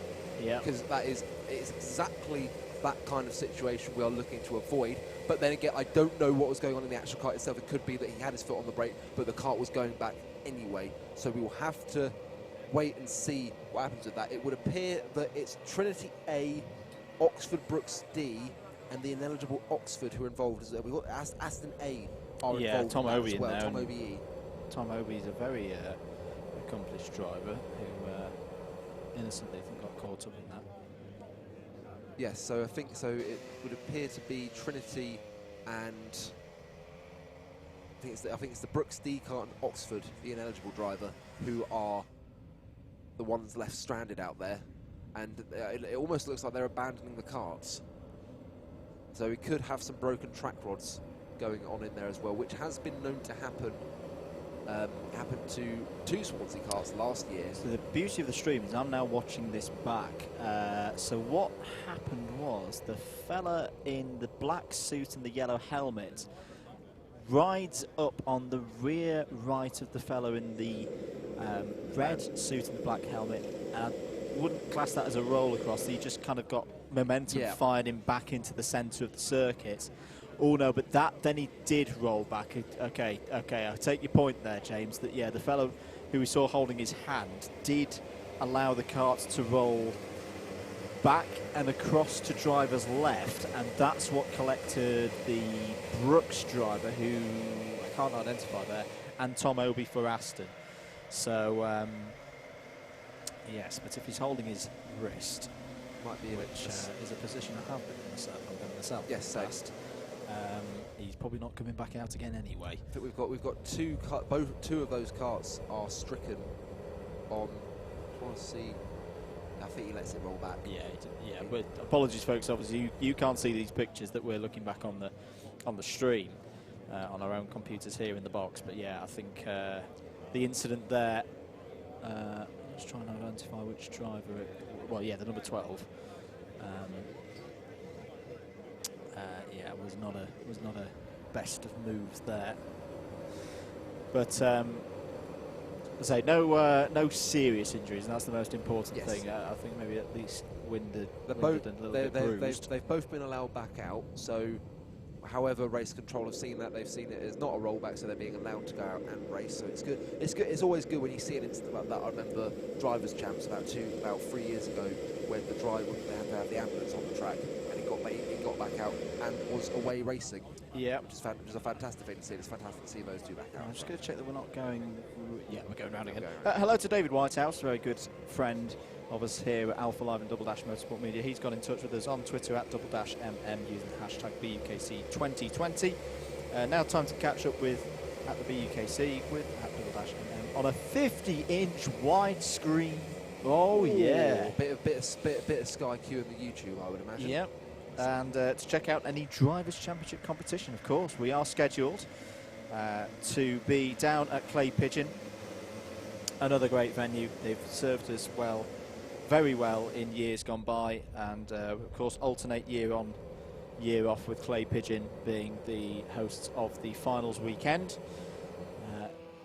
Is scheduled to be here on Alpha Live, on the Alpha Live YouTube channel and the Facebook pages of Alpha Live, Double Dash Motorsport Media, the BUKC itself, of course. On the weekend of the 3rd of April, that's a Friday, through to the 5th of April, the 5th of April being when the individual Drivers' Championship culminates. Now this, this is the replay. Now you're going to see to driver's left the yellow helmet right up on top there, and that moment there, that's the nasty bit, rolling back, allowing the kart to roll back and take out those two additional drivers. I'm guessing panic was obviously a big part to play in all of that.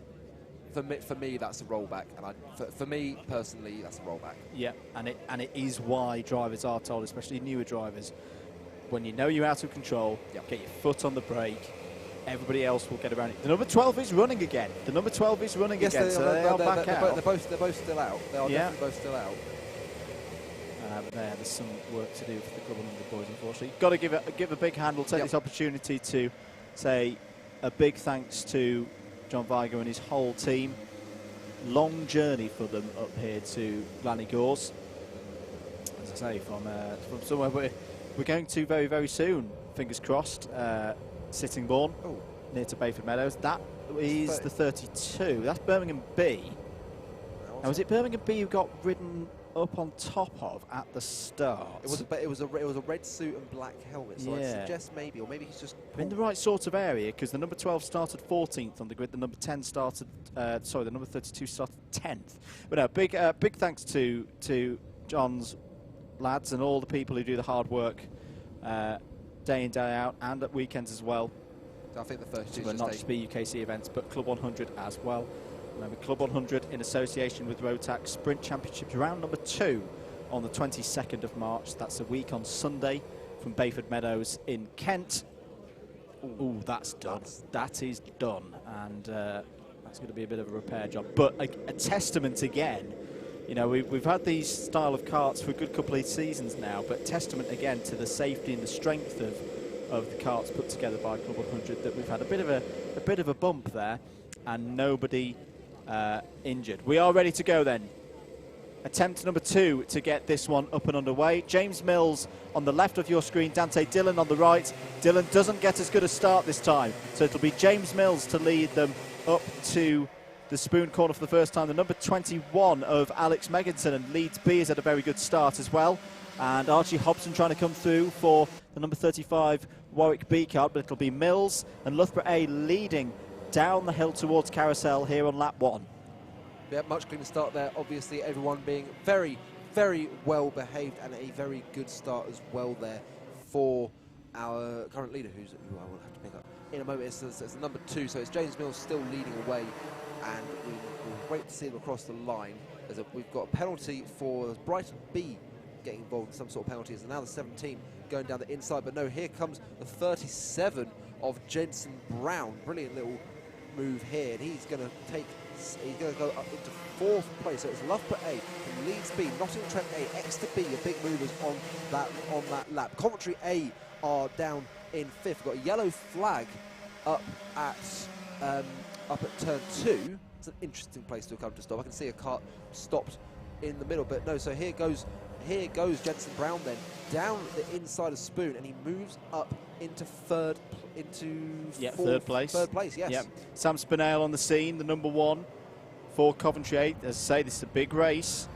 Feels like a big race in terms of championship, and teams trying to align themselves for good runs into the second half of this round. After this race, each team will have raced twice in round number 6. Dante Dillon doing good work there. Black flag for the illegible number 28 Oxford kart, so they will be pulled off circuit and have a little discussion with Jimbo and the boys. Can I just point out, we've got the Trinity A kart. That kart caught up in the instant. They are now running in 9th place. Yeah, so there they are. Very good recovery for them. In fact, right behind Archie Hobson, a driver I've had both the privilege and the pain of having to race again. He's a very, very aggressive driver, but also a very talented driver as well. It's great to see him first raced him in the rookies back in 2017 or something, and now see him leading the Warwick team as well. Sorry, James. Ryan Davies is the driver for Trinity A in this one. It is good to see him back out there. Clearly, whatever the ailment was immediately after the accident isn't too affecting him too much, because he's running strongly here with Sam Stevens not too far behind. So a bit of a Warwick sandwich with Trinity as the filling. Loughborough A nicely in control of this one at the moment. 2.6 seconds clear. There is Sam Spinell for Coventry A. That's to be said, Jensen Brown, sorry Andrew, Jensen Brown doing a very good job at the moment to be running in 3rd place and running well, keeping Sam Spinell at bay. The other key thing for Coventry A in this one, James, is this is their best grid position for those who are new perhaps to the BUKC. Great to have you on board. All of these grids are all randomly generated and averaged out, so each team has pretty much, I mean, there's a couple of point something like 0.1, 0.2 of position on average out because they've got less teams today. But generally, everybody has the same opportunities. Yes. You kind of have one start from the front, trouble for Tom Oby there, and the Aston A kart falling down the order. Now that was a kart that was involved in the pilot. Yes, it was. For the false start. So whether that's a knock-on effect, or unless he's just having some sort of, unless he's just had an issue by himself and that's now affected the kart. He's still running. He's running.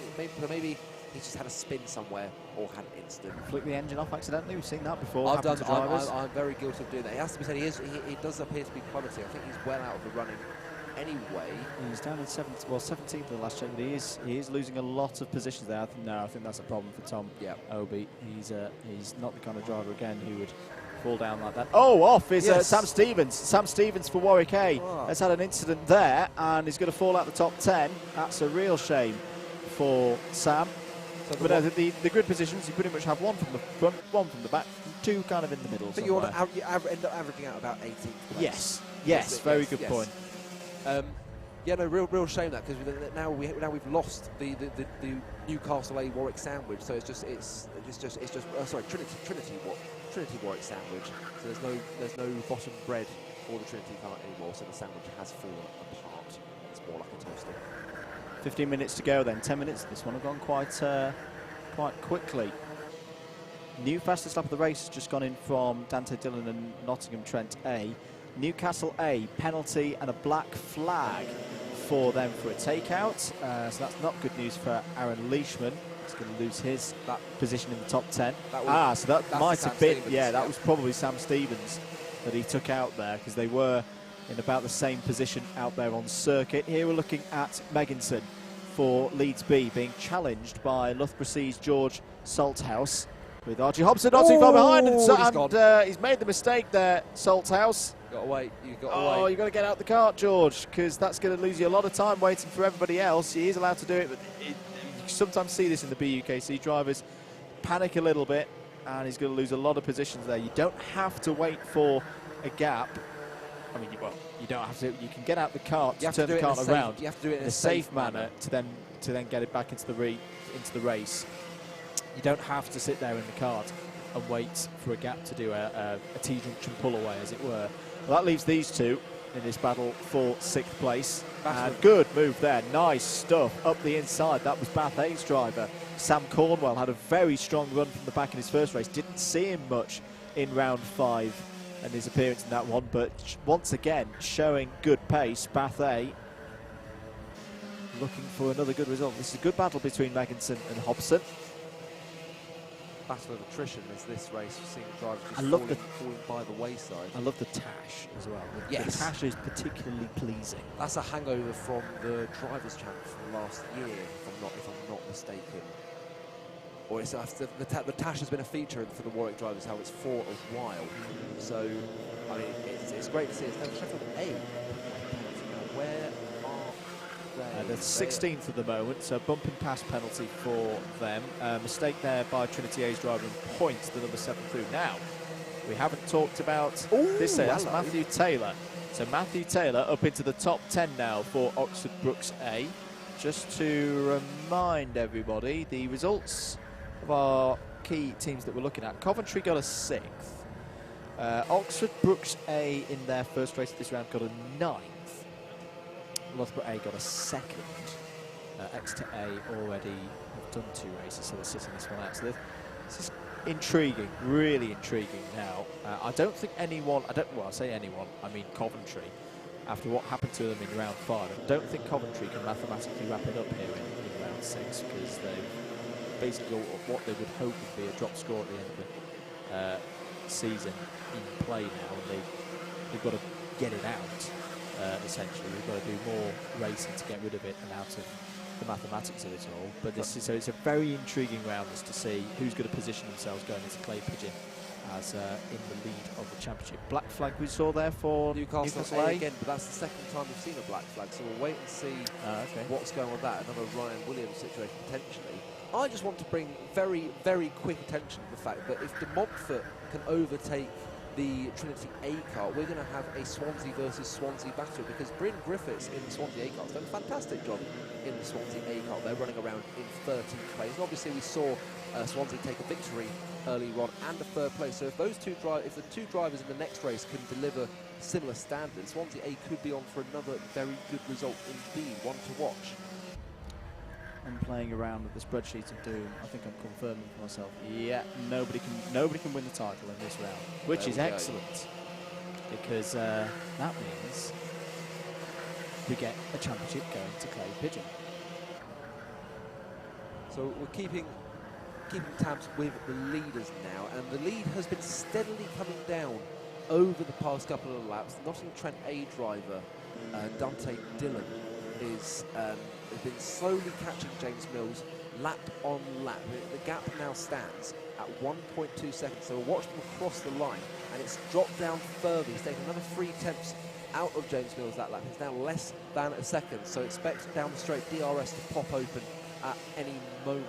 And actually, no, sorry, you can't do that down here because it's too dangerous of a corner braking wise, so no DRS on this occasion. So it's going to be interesting to see what happens here. We've just reached technically the halfway point of this race. Obviously, when we have a full start, the race gets cut down to 20 minutes, so we're just coming up to the halfway point of this race. The black flag shows again. Are we having another... Did we get confirmed as to whether there were digi-flag issues early? Because we saw this in race 6, didn't we, where two teams weren't pitting for black flags for quite a while, but then both pitted pretty much at the same time. I just wonder if we're having some issues of that description once again. Good lap has just gone in by Dante Dillon, 49.183. That's one of the fastest that we've seen so far today, and I reckon he'll start to get a little bit of a toe, especially on the run up to Spoon Corner here on James Mills. Down the hill they're going to come now with 10 minutes to go. You're absolutely right at the end of reduced to 20 minutes. That was why the first 10 minutes in my head went very quickly. Yes, I thought I heard you say it. I thought I'm just going to leave that one with you for the moment. See if you're just not having. We all make we dears. Matthew Taylor has made a move now on Archie Hobson for 8th place. I think Newcastle's still circulating, as far as I'm aware, yes, which is curious. People, are they not paying attention to black flags? Can they not see the black flags? Who knows? But hopefully they're not doing a certain tactic that a certain Mr. O'Toole suggested earlier that we won't repeat. We won't repeat for just in case anyone gets... I've been looking at that. I don't think that works. No, but never mind. Let's not get bogged down. Who came up with what idea? But anyway, let's get bogged down with this battle for fourth place. No, for 5th place. Sorry, 4th place. What am I talking about?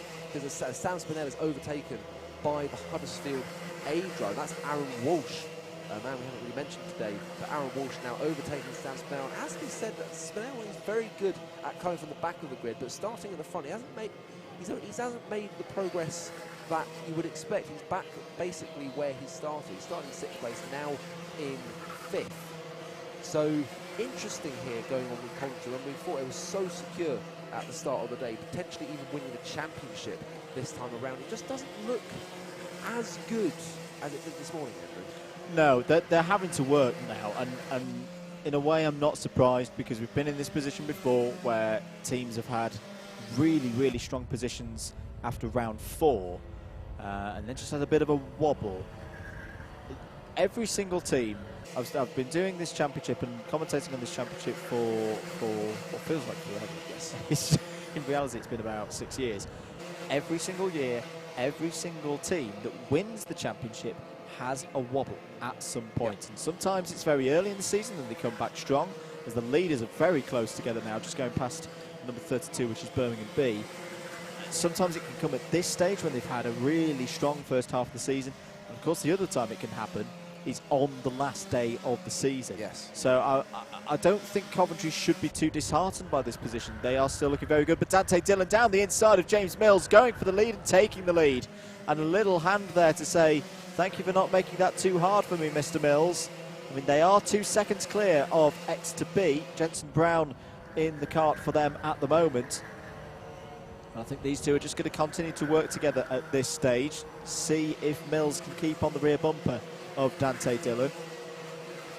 We cannot discount Jensen Brown, who's had a quite fantastic race for the Exeter B car, keeping the likes of Aaron Walsh and Sam Spinell at bay. You just saw him coming through the background there.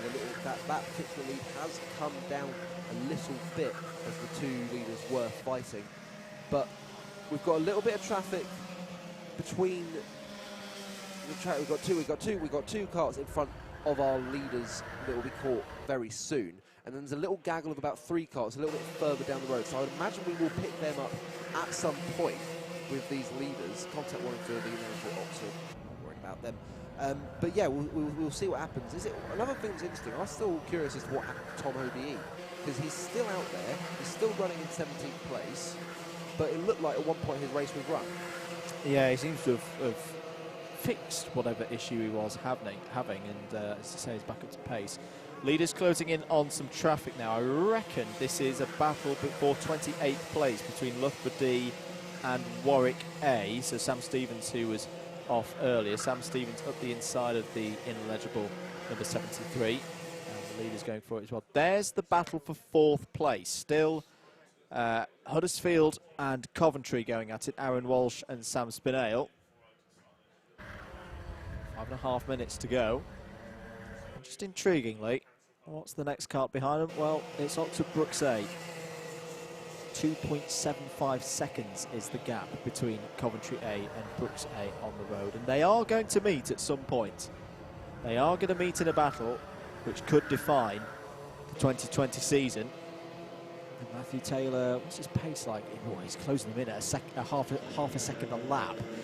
This is going to become a 3-cart battle, James, very, very soon, I think. Let's track them on this lap through. So Huddersfield come over the line. Well, both of them in the 49.7s, 49.8s. Brooks A, 49.457. The gap is down to less than 2.5 seconds now. There's enough time left in this race, and there are enough back markers out there where I think we will see Matthew Taylor. And Matthew, sorry, James. Yes, Matthew. No, it's just there. This will, as you rightly say, I think this will become a three-way fight even for 4th place. And again, another team slip under the radar. We shouldn't talk about them already. It is Bath A. They're still on the back of Oxford Brooks A, doing a fantastic job. 7th place at the moment, and they always seem to be a factor in these races. They're always there in some way, shape or form. They've been fantastic. They've been one of my teams of the year of the season so far. For those unaware, as the Birmingham B car gets out of the way of 2 drivers. Very good driving there. The numbers that all of our teams run are pretty much related to their championship finishing position last year, as Sam Spinell goes down the inside of the Huddersfield A cart. Aaron Walsh loses that position. Is that because Spinell can see Matthew Taylor approaching and does not want to get into a championship defining battle here in round number 6? He's very, very aware. Oh, and he's got that wrong. He checked over his shoulder, got deep into the corner. Walsh is back through, and this is all playing into the hands now of Matthew Taylor. There he is in the number 7, and he's pulling Sam Cornwell with him. Yeah, it's Matthew Taylor and Sam Cornell. Let's make that clear. This is now going to be a 4-way fight for 4th place. But Sam Spinell went ridiculously defensive coming into compression. He checks over his shoulder. He'll be firmly aware that Matthew Taylor and Sam Cornell are there in this fight. And here he goes down the inside into Spoon.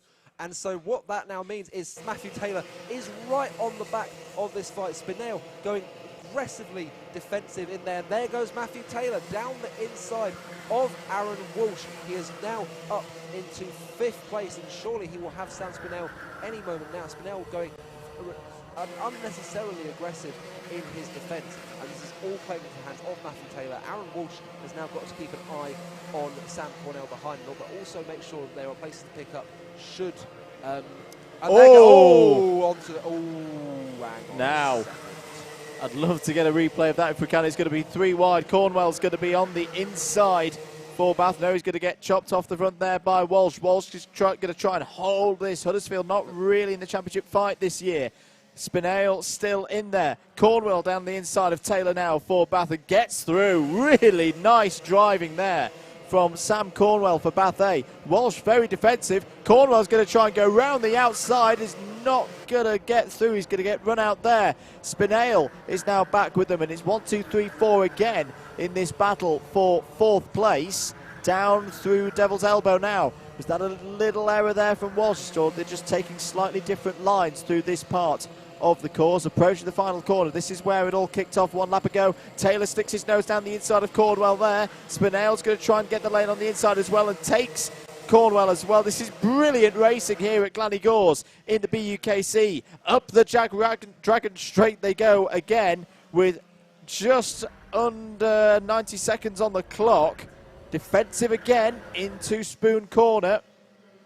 And you can't call this one at the moment, James, as to which way this is going to go. Absolutely not. They are all going brilliantly defensive around each other. Now round the outside of the carousel goes Matthew Taylor, almost onto the grass. He's now got past Aaron Walsh. And there goes Sam Spinale as well. Brilliant overtake. He tried to do it the previous lap, didn't quite work, but now Matthew Taylor around the outside of the carousel. He is up into 4th place, but Sam Spinale keeping very interested as well. This race by no means run for 4th place. I thought Matthew Taylor might have got a little penalty there for forcing Sam Spinale wide, but it hasn't happened in the end. The 73, the ineligible Loughborough D, this time getting out of the way, so it's good to see that happening. Meanwhile, Sam Spinale trying to keep on to the back of Matthew Taylor. I think Matthew Taylor's just got a little bit too much more pace for these 3 drivers, so it's going to be, I think it will see freeway fight between Mr. Spinale, Mr. Walsh and Mr. Cornwell, obviously. We might have one more lap. Yeah, we're going to have one more lap, because Dante Dillon has just crossed start-finish with 7 seconds on the clock. So we've got another tour of the circuit for these chaps to sort themselves out. Will anyone have a go at Matthew Taylor's former winner of the Drivers' Championship Super Final? Spinale pushing hard here, trying to find every inch of the circuit to gain speed. They're going to run up the Dragon Straight now. There's a bit of a gap there for Taylor. Meanwhile, Swansea A have gained a position up to 14th. UEA have gained a position as well up to 12th. Spinale's having to go defensive now against Walsh. He doesn't think he can get Matthew Taylor. Cornwell is still in there as well for Bath A as they're going to come down the hill. The leader is about to finish this race. There he is, Dante Dillon. I think this is going to be his first win in the BUKC. Round the final corner they come. Dante Dillon takes the win. Second for James Mills, but we're focusing on this battle that's going to have ramifications in the championship. Where are they? They're coming down through through Devil's Elbow. Taylor's got clear. Can Spinale hold on for 5th place? Yes, he can. So it'll be 4th for Brooks, 5th for Coventry, 6th for Bath A, 7th for Huddersfield A. Good results all round there. Leeds B take a good win in Clubman there in 8th, 9th for Warwick B, and then De Montfort A in 10th. Swansea A overtook Trinity A on the final lap for 13th place. So battle of the Welsh teams. Swansea are overtaking the traditionally stronger team of Trinity A. But yeah, no, fantastic little 4-way fight there for 4th place. I think Oxford Brooks a deserved 4th place there in the end. And I think it was into the carousel that Sam Cornwell was able to get the move done on Aaron Walsh. Also, you know that UE finished in 12th. Sheffield A were 11th, and then from 15th down to 20th we had Loughborough B, Oxford Brooks C, Aston A. So even after all those problems we saw at the start, they at the moment finished 17th. Then it was Birmingham C, Newcastle A, and finally Oxford Brooks D. The rest of the carts just coming in. Really good win that for Dante Dillon. Nottingham Trent A having a fantastic season, and that will do their team a lot of good in terms of confidence for the rest of the day and the rest of the season. We'll get the thoughts of Dante Dillon in a few moments' time with our very own Jacob Harris down there on the grid. I think we might be having a weigh-in. It does feel about the right time for a weigh-in. I'm going to be honest, we've not had one of this round so far. We had one about race 4 in round number 5, which was a heavyweights race as well, so the lights have not had a full grid weigh-in so far today. And yeah, I think you're right, because I can't see anyone in terms of team members moving their way towards the carts at this particular time. Here we go then with the replay. Yeah, this was the intriguing one. Is that a bump and pass? I think it's... for me, I think... We should explain... I think it's forcing wide. It's not. I don't think it's a bump and pass. Yes. I think he's forced him wide. He's Okay. gone on, he's had to go onto the grass. He's then lost positions from it. We should explain as well that the race 2 results stood with Manchester A and Michael Grieve getting the result. To give a benefit of the doubt, we did talk off air, didn't we, mate, about how it could have been red. We've not seen a replay of the race 2 final corner that it could have been adjudged that because there wasn't that case of a driver being forced wide or what was just a blatant out-of-control lunge, that it could be that Farnhill had turned in and made contact, that's why the result stood. I think Grieve was in his right intentions in the right place and hadn't done anything particularly wrong, even though there was contact. I think what's key in that is that on both of them, the move was on. It's not like it's not like he's just cut across him. It's not like Michael Grieve just sent it for no apparent reason. He was in control of the car all the way through. He was in control of the car, yes. And I still think that one for me is an overtake. Is a force wide. Sam Spinell has lost positions, but in the end, it looks like obviously Sam Spinell has then obviously come home in fifth. And I think Matthew Taylor just had that little bit more pace. I mean, his best lap time is 2 tenths faster than Sam Spinell. So I think it was always going to happen in the end. It's just I think that's I can see Dante Dillon heading over to Jacob Harris now. He's just being helped out by one of his team members, has weighed in. We are doing a full grid weigh-in at the moment, so don't worry, you're not missing anything at the moment. But we are ready. Let's head down to Jacob Harris. He's got the winner of that last race, Nottingham Trent A's Dante Dillon. Fresh off the scales, we got race winner Dante Dillon. I take it you weighed in all right? Yeah, it was all good. Oh my God, I felt so much more comfortable that time. That was a dry race. I think most fun I've had in the kart in a long time, actually. So yeah, I really enjoyed that. Well, that's pleasing to hear. You starting to like the track then, here? Yeah, I'm starting to like the track now. Now that I've had my first win on it. It's such a great venue to come to for BUKC, and I just had a lot of fun. Much better than the damp conditions we had to deal with earlier. We've heard a lot about the track being fantastic. What is it that makes this place great from a relative newcomer? Well, it's the views. It's amazing. The cones are not so amazing, but no, the views are so amazing that the way the track flows is really, really nice. Just really fun to drive, and you can see where everyone is because there's no, walls or tyre barriers or anything. You can see where everyone is, so you get an idea how the race is going. Yeah, it's a lot of fun. Good stuff. And Nottingham Trent are having a fantastic season, aren't they? So far, I think Buckmore was a bit of an off round for us, but PFI was good. Today's been relatively good. Pretty strong frame from the strong. Strong results all round for the team. Love to hear it. Dante, congratulations on your race win and another for yourself. Can we expect to see another one at Clay? Hopefully, I've had some success at Clay before. I got a bit lucky though on that win, so hopefully, this time I can be at the front on merit. I love Clay Pigeon. It's a really fun track, so very different to this circuit. Hopefully it should be a good one. I can only try my best. Good man. Well, I'll let you get off and get out your race suit and enjoy the rest of your day. Thank you very much. Dante Dillon there, again a race winner. He's having a great debut season. He's a front runner for newcomer of the year. Right, we've just got 3 drivers waiting to be weighed in this one. I think that was a lightweight race based on the size of Dante. So let's see who we've got waiting in behind us. I think Pascal Poux here again. Pascal, you're hanging around by here, so it's interview number 2 for you. You did all right earlier, didn't you? I think second place, was it? Yeah, it was second in the end because one of the guys was ineligible, so not too bad. Took me a while to get going. I took a bit more laps than I thought it would land the track, but it was all right. Good race. Can you go one better this time then? God, I hope so. I got Piers starting somewhat behind me, not too far, and I know he's going to just be there in about 2 laps probably, knowing him. Piers Pagnell Walsh? Yeah. So we know each other for a while, so hopefully we'll have a fun battle, hopefully. Are you better than him though, is the question? I'll be honest, he's bloody quick in these things, I won't lie to him. So hopefully, we'll see. So are you? Yeah, true. He's had more experience. I'll give him that, that's the only thing. Okay, where are you starting? Pole again. And he's third, is he? I think he's starting like 11th or 8th or something. So you'll be looking over your shoulder for him?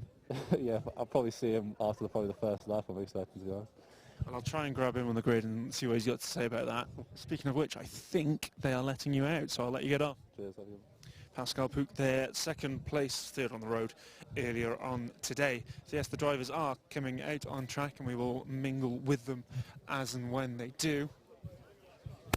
See if we can pick up someone at the back of the grid for a first little interview. Team Newcastle heading somewhere. Where are we going, guys?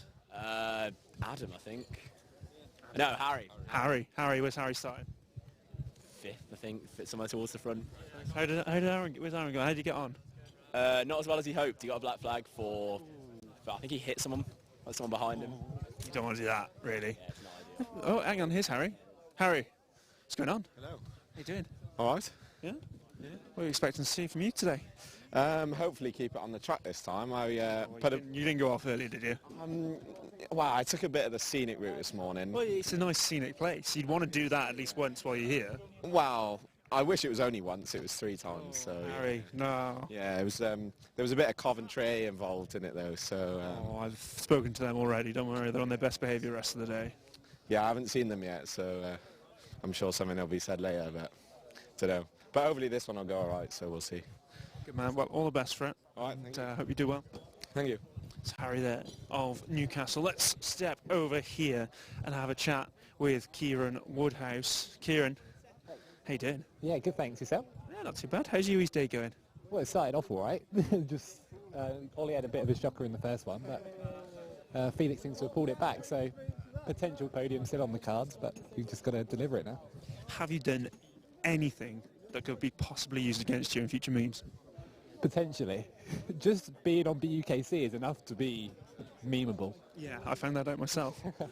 What can we expect to see from you in this race? Starting, where are we, about 15? So top 10 at least. That's the plan anyway. And then obviously the win, but top 10 is the aim. Good luck with that. I shall speak to you later. I'll see you later. Kieran Woodhouse there. Let's wander towards the front. Dan Cohen starts just in front of UWE. Dan, how you going? Yeah, it's all right, thank you. Had a bit of a tricky first race, but hopefully make up for it now. What happened? Tell me. Well, in 3 laps I got taken out twice, and I still finished 17th, but that's not all right. really what you want. I mean, pace must have been good. Well, I hope so, yeah. I mean, we'll see now. It's fully dry. That race was like half wet, half dry, so it was a bit of a weird one. So it's my first time actually out here in the dry. Never been here before. Well, according to every other driver, it's one of the greatest circuits on the calendar. It's been amazing so far. It's probably one of my favourite tracks I've driven yet. So, yeah. And you got someone to follow through in front of you. That's the race winner of race 6 earlier on. So pick some tips up off of it. That is very good to know. I will be following him through. Thank you. I'm going to go have a quick chat with him, but thanks for talking to us, Dan. Let's go and mingle with Team Swansea. How are we doing? Here we are again. Yeah, here we are again.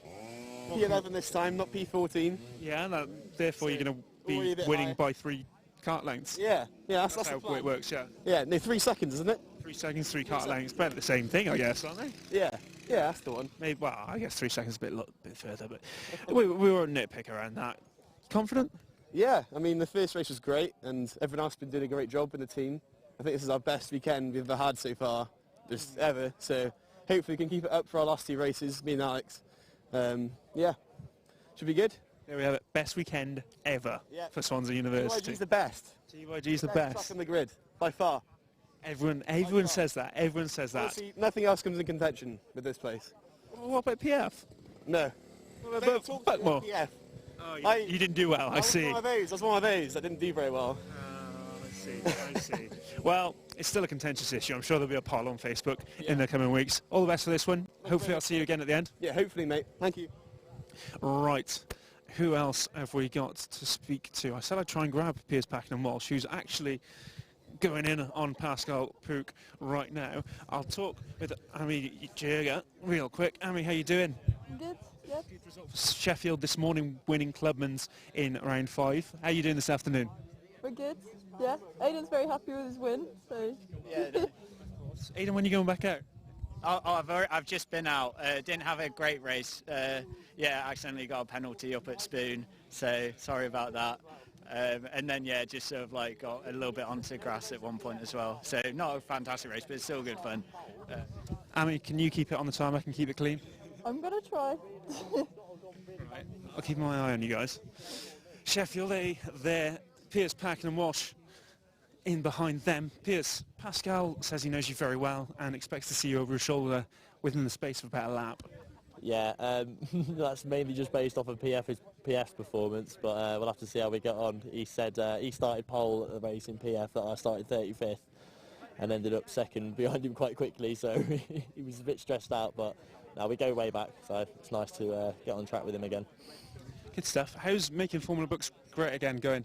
Fantastic, to be honest. We've got a great team of social media moguls behind it, namely Brad Butcher. I've got to give him all the credit, to be honest. Joe Bleakley gets involved, but obviously he's jet-setting at the minute, so he's been a bit quiet. But yeah, I think we're doing quite well, to be honest, in amidst all of the virus issues and all that. Joe Bleakley gets involved is a sentence which means multiple things in and around the BUKC paddock. Have you guys done anything today that might potentially be meme-worthy for other teams? Have you exposed yourself in any way? Probably. I mean, I've been in the wall, I've been backwards, I've been over the grass today, so no doubt someone will make that into some sort of shooting stars video or something. I'll have to wait and see what happens next week. We'll keep mashing the F5 button on the Facebook group. Piers, have a good race. Piers, Packen and Walsh there. I'm just looking up the grid to see if there's anyone. I've spoken to most people on this grid, if I'm honest with you already. So let's try and find someone new further back. I'm not quite sure what's going on with the lifting of the carts on this site. We'll go in with Kingston and Jack O'Toole. What are they doing? What's going on here? No idea, mate. Ask Jack. Jack says carnage. Jack, what's going on? Well, we haven't started the race and the go-kart's already ended up on my go-kart. What are they doing? I think someone's looking for a transponder. Yeah. Okay, well, they're not going to find it now because they've been told to clear the grid. Let's grab one last interview, and I've seen the Manchester Met kart here. I believe it's Bradley Caps Janet in there. Bradley, I haven't spoken to Manchester Met yet, so I thought I'd come grab you in this one. How you doing? Oh, fine, mate, yeah. Thank you. Totally fine. What did you get on this morning? Where'd you finish? It's like... That's like 7th, I think. Not too bad, and where are you starting here? That's like 30th, I think, am I? Possibly. Can you match the top 10 then from 30th? Possibly, yeah. Well, see what happens. There's this band's eye and just see what happens, don't we? So all good. Nice one, Bradley. All the best for that, and I'll have a good race. Bradley Caps, Janet Captain. We'll get Sam Pooley just quickly now. Sam, quick one, starting right at the back. Can you repeat the feat that you claimed at PFI and win this one? We're going to try our best. He's going to try his best. There we have it. Can't do any more than that. Right, engines have started. Carts are coming out of the pits behind me. Not quite sure where they're going. That guy's decided to drive right through the front. Andrew, James, I head back up to you guys now in the comms box.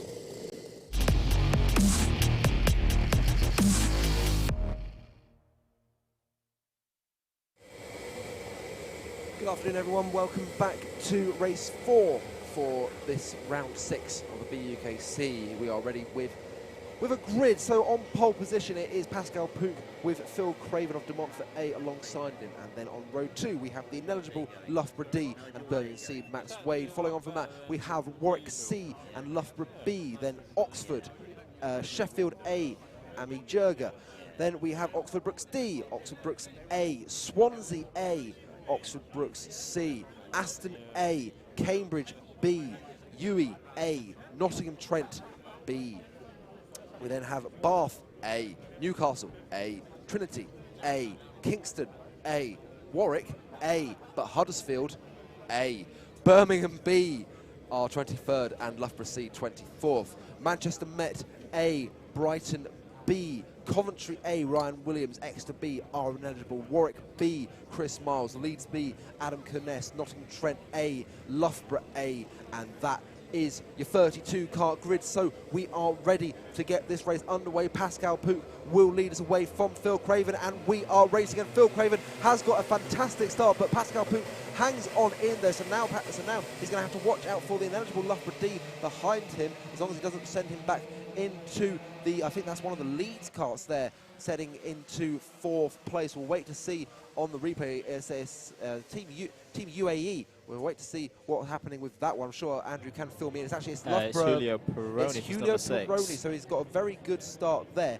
Pascal Pook has got a great start off the grid. Obviously, remember what happened in the last race, so we'll wait to see what happens there. But for the moment, it's Pascal Pook leading from Phil Craven, and then there's an overtake, and there's a car all nearly into the boggy pit of death there. That looked to be the Oxford Brooks A car of Piers Packen and Walsh, who's had a brilliant start in this race. You've seen the 11 there of Oxford Brooks C having a go down the inside. But as we come across the line, it is Pascal Pook leading from Phil Craven, leading from now Birmingham C up into 3rd place. I think they might be ineligible. Actually, no, this is the one race they are eligible. So it's Max Wild in 3rd place. There goes Jack O'Toole down the inside of turn 2. And as we come down towards the carousel, there we have the Oxford Brooks C kart of Brad Butcher, who is making great guns there. So now we're back with, I believe that is the Birmingham C kart. So yes, there it is. So great drive there. And there goes Piers Packen and Walsh down the inside of Loughborough B, Julio Peroni. Just a couple of public service announcements. Birmingham C is ineligible. Warwick A have made a driver change, so anyone looking at results.alphatime.co.uk. Ben Street is in this one, not Albert Legutko. Also, standings at halfway. Hang on, we're just going to concentrate on this battle as Oxford Brooks A looking very, very racy up behind Birmingham C in the battle for 3rd place on the road. No, they're just going to stay stationary. Cheers, guys. Halfway scores at round 6. Oh no, now Piers Packen-Walsh is going to go down the inside and take the Birmingham. He's made you look alright, Mug. Thank you. And through as well went Peroni, so Loughborough B through as well. Halfway scores for round 6. Loughborough A, your leaders on 118 out of a possible 120. Manchester A in 2nd place on 117. 3rd place is a Clubman's team. It's Leeds A on 115. Birmingham A, another Clubman's team, are 4th on 114. Huddersfield A are 5th on 112. Then it's Coventry A 111. Brooks A 109, and others of particular note, Exeter A going down in 14th on 99. This round is wide open. Wide open indeed, and Coventry A just picking up a contact warning there, and that's Ryan Williams, who obviously had a bit of a nightmare in his first race of the day. So you've got to be careful of that. Coventry need a good result here to get themselves back on track. So we'll wait and see what happens there. Currently predicted to be finishing in about 5th place. Should be a little bit of a downturn in form for them, but they're currently running around in 23rd place. It's not the type of progress you'd expect them to make, but they are still making progress up the grid. Meanwhile, in this battle for what is now 4th place, so we're now looking at the battle for 6th. We've got Jack O'Toole in the Kingston A car. Loughborough D are ineligible, but it's the team behind them, Amy Jurger for Sheffield A. She's a very talented driver, very fast, very quick, and hopefully she will see her up against. She's trying to have a go down the inside of the ineligible Loughborough D, but not quite at the moment. Loughborough D giving Jack O'Toole a little bit of a bump there. Now coming down the inside of the carousel. There goes Loughborough D, and this is going to allow Amy Jurger to come through as well. Jack O'Toole squeezes her to the inside, means he's now got the inside line for compression. That has to be said, that is fantastic driving from Jack O'Toole to keep Amy Jurger at bay. But here she comes now down the inside of the Devil's Elbow. She's got the outside line for the next part, but then the inside for the next bit, and that is a fantastic move. No, it's still going on. Still going on, and Jack O'Toole, fair play to both drivers there. Clean racing, and whilst it's fantastic racing, it's now brought the Oxford Brooks teams of D and C coming now into this race. So where Amy Jo could have got herself a little bit of breathing space to the Brooks teams behind, she's now still finds herself behind Jack O'Toole in the Kingston A cars. Just keep an eye out for James Islanders. Up the inside goes Jurger on O'Toole there into Spoon Curve. Has she got the move done this time? Yes, really nice stuff there from Amy. Downhill now into the carousel. And number 19 of Oxford Brooks D up the inside of O'Toole, trying to make their way through and take another position, and they do so. So that's a good move there from Callum Porter in the number 19. And he's got his teammate in the C kart, Brad Butcher in the number 11, not that far behind. Who's that in the 37? It's Exeter B. Are Exeter B eligible in this one? No, I don't think they're not. So we can ignore them. Look at this. James Brumet is in the middle of all of this. And crucially, Rayan Williams. Here comes the number 1. This is a big race for Coventry. Well, they're all big races now in the fight for the championship. Also in there is the number 2, James Ireland for Loughborough A, who's come from the back of the grid. A contact warning, in fact, contact warnings galore for Aston A and Rayan Williams. Let's stick with this battle because this is important for championship. Oh, Williams is all side up and locked up there with James Brumet not too far behind in the number 31 Bath A kart. Remember, he won races at qualifiers. The number 21 is being forced out wide there. That's Leeds B. So this is all around 14th, 15th, 16th downwards. And there's some big teams in there, not just in terms of overall, but Clubman's as well. There's been a change for second place. Oxford Brooks A have gone into second place. They've got past De Montfort A as Rayan Williams tries to fight his way past. This is the 44 Manchester Metropolitan car. Being careful. I would not. I'd yield that. I would yield that. Because it was the slightest of touches, but I've seen them given. I have seen them given. That would be his 3rd contact warning if it gets given, and I'm sure that would be a penalty if it does get given. We'll wait to see what happens. But the interesting thing here is James Brumet still keeping very close tabs on Rayan Williams, and that could develop into a they're probably going to work together, but if there's nothing going on in front there, that could turn into a fantastic little battle between those two. Right, so let's just take stock of where everybody is. Southampton A, Pascal Pook leading again. He really is on fantastic form. There's Ben Street in the number 10. Warwick A kart, currently in 19th place. Shadows starting to fall over the track as the sun just begins to start setting. It's a turning into a beautiful late afternoon here at GYG, really, as to be said. There was rain forecast, but it hasn't materialised, and it's just glorious. Leeds B in this battle as well. Have had a great start to this round. Currently on for a double Leeds podium in Clubman's, so we've got to keep an eye out for Leeds B and Adam Kernis, who's come from already 30th on the grid, is up to 23rd. Fantastic run for Adam there. 17.5 minutes to go. James Ireland is trying to find his way through past the number 12, which is Trinity A. Trinity A's driver in this one is Ben Gilbert, who didn't have a good time earlier on in round 5, and then James Brumet just ahead as well in the Bath A kart. And Loughborough A leading at the halfway stage. They've given us a tweet in at Double Dash MM. Wide there is the Manchester Metropolitan kart, and Ben Street will be going through, but Loughborough saying that they're in the lead because they're just too good.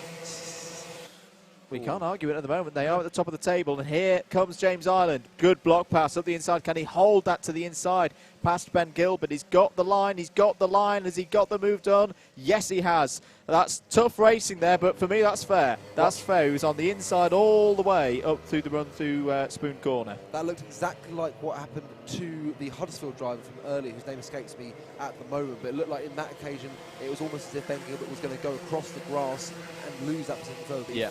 He fought as hard as he could, as he's waving at the... Okay, that was strange. We had the Pierce and Walsh waving at Pascal Pook. Fair enough.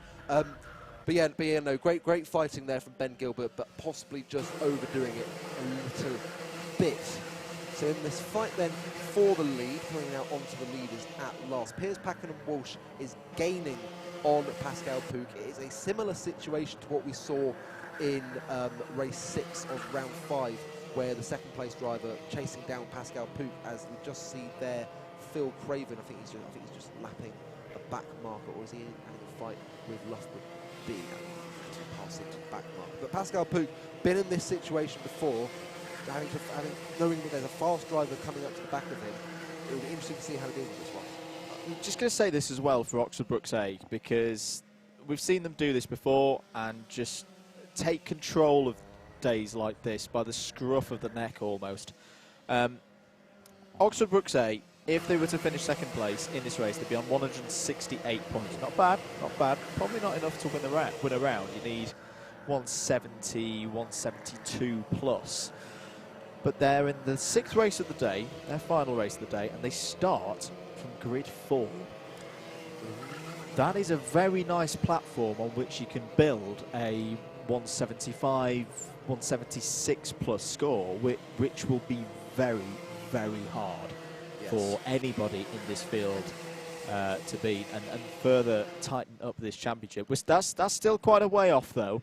We've still obviously got a good part of this race and 2 more races after that, and a lot of things can happen in the British Universities Karting Championship. But if I'm Piers, Packen and Walsh and that BUKC team at the moment, I'm feeling pretty good about how this day is going. And just need to keep your head down, keep eyes forward, keep doing what they're doing, because they've been fantastic so far today. Especially as well when you consider that Coventry A are still down in 14th place.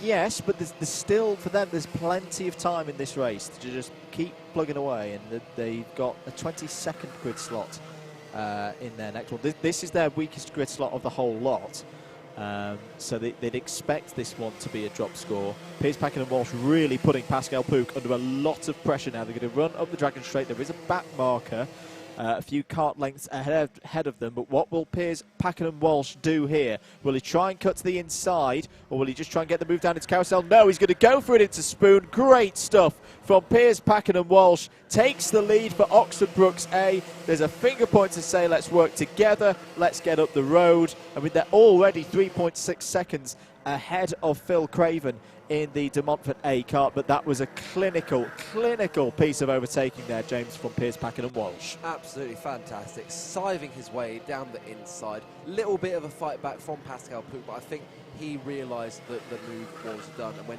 Packen Walsh gave the secret special masonry signal that is here in BUKC, when you need to get through, then that is done. And there's a black flag for Kingston A. Now, this is interesting because it is Jack O'Toole. He has a theory. He's wrong. He's 100% wrong. He's more wrong than... I'm going to say it. I may get in trouble for this. You probably will. Mr. O'Toole seems to think that there's no timing beacon in the pit lane. So if you come in for a black flag, you actually lose not just the black flag 30 seconds, call it a half a lap, but a full lap as well.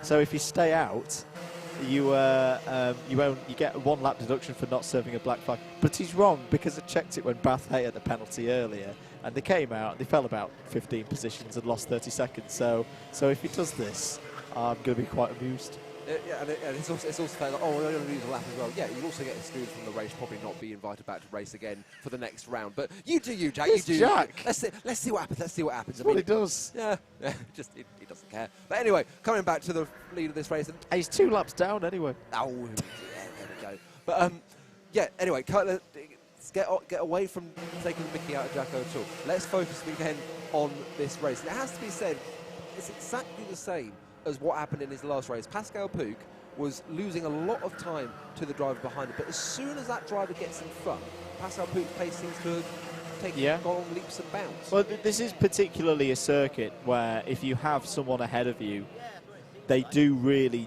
give you that benefit of the reference points in terms of braking, a bit of a toe up through the Dragon Straight, and you can kind of find yourself a little bit reinvigorated and go with drive. So I think we're definitely seeing that from Pook at the moment. There's Phil Craven in 3rd place. Gotta say, De Montfort A, I mean, they have grown in the championship over the last few years, but today in particular is a really good day for them. They're in the top 15 in every single one of their races in the early round 5. They've so far had results of 12th and 10th. Phil Craven can pull this one home here. They'll be on 158 points, and you never know what happens in that last race of the day. They could be on for a top 5, maybe even more overall in this round. That would be a fantastic effort for the team from Leicester. It really would be. I was suddenly thinking, what's happened to our race winner from race 6, Ryan Edwards, Swansea A-car? He's dropped 20 positions on that last lap, which is devastating for them. After the good result of Bryn Griffiths, you'd expect Ryan Edwards, race winner, to come in and do a madness, but he's fallen down further. Not entirely sure what's happened here, so that's really unfortunate. We do have to address something here, though, when we say Ryan Edwards race winner, because we're disregarding the ineligible Rory Cuff.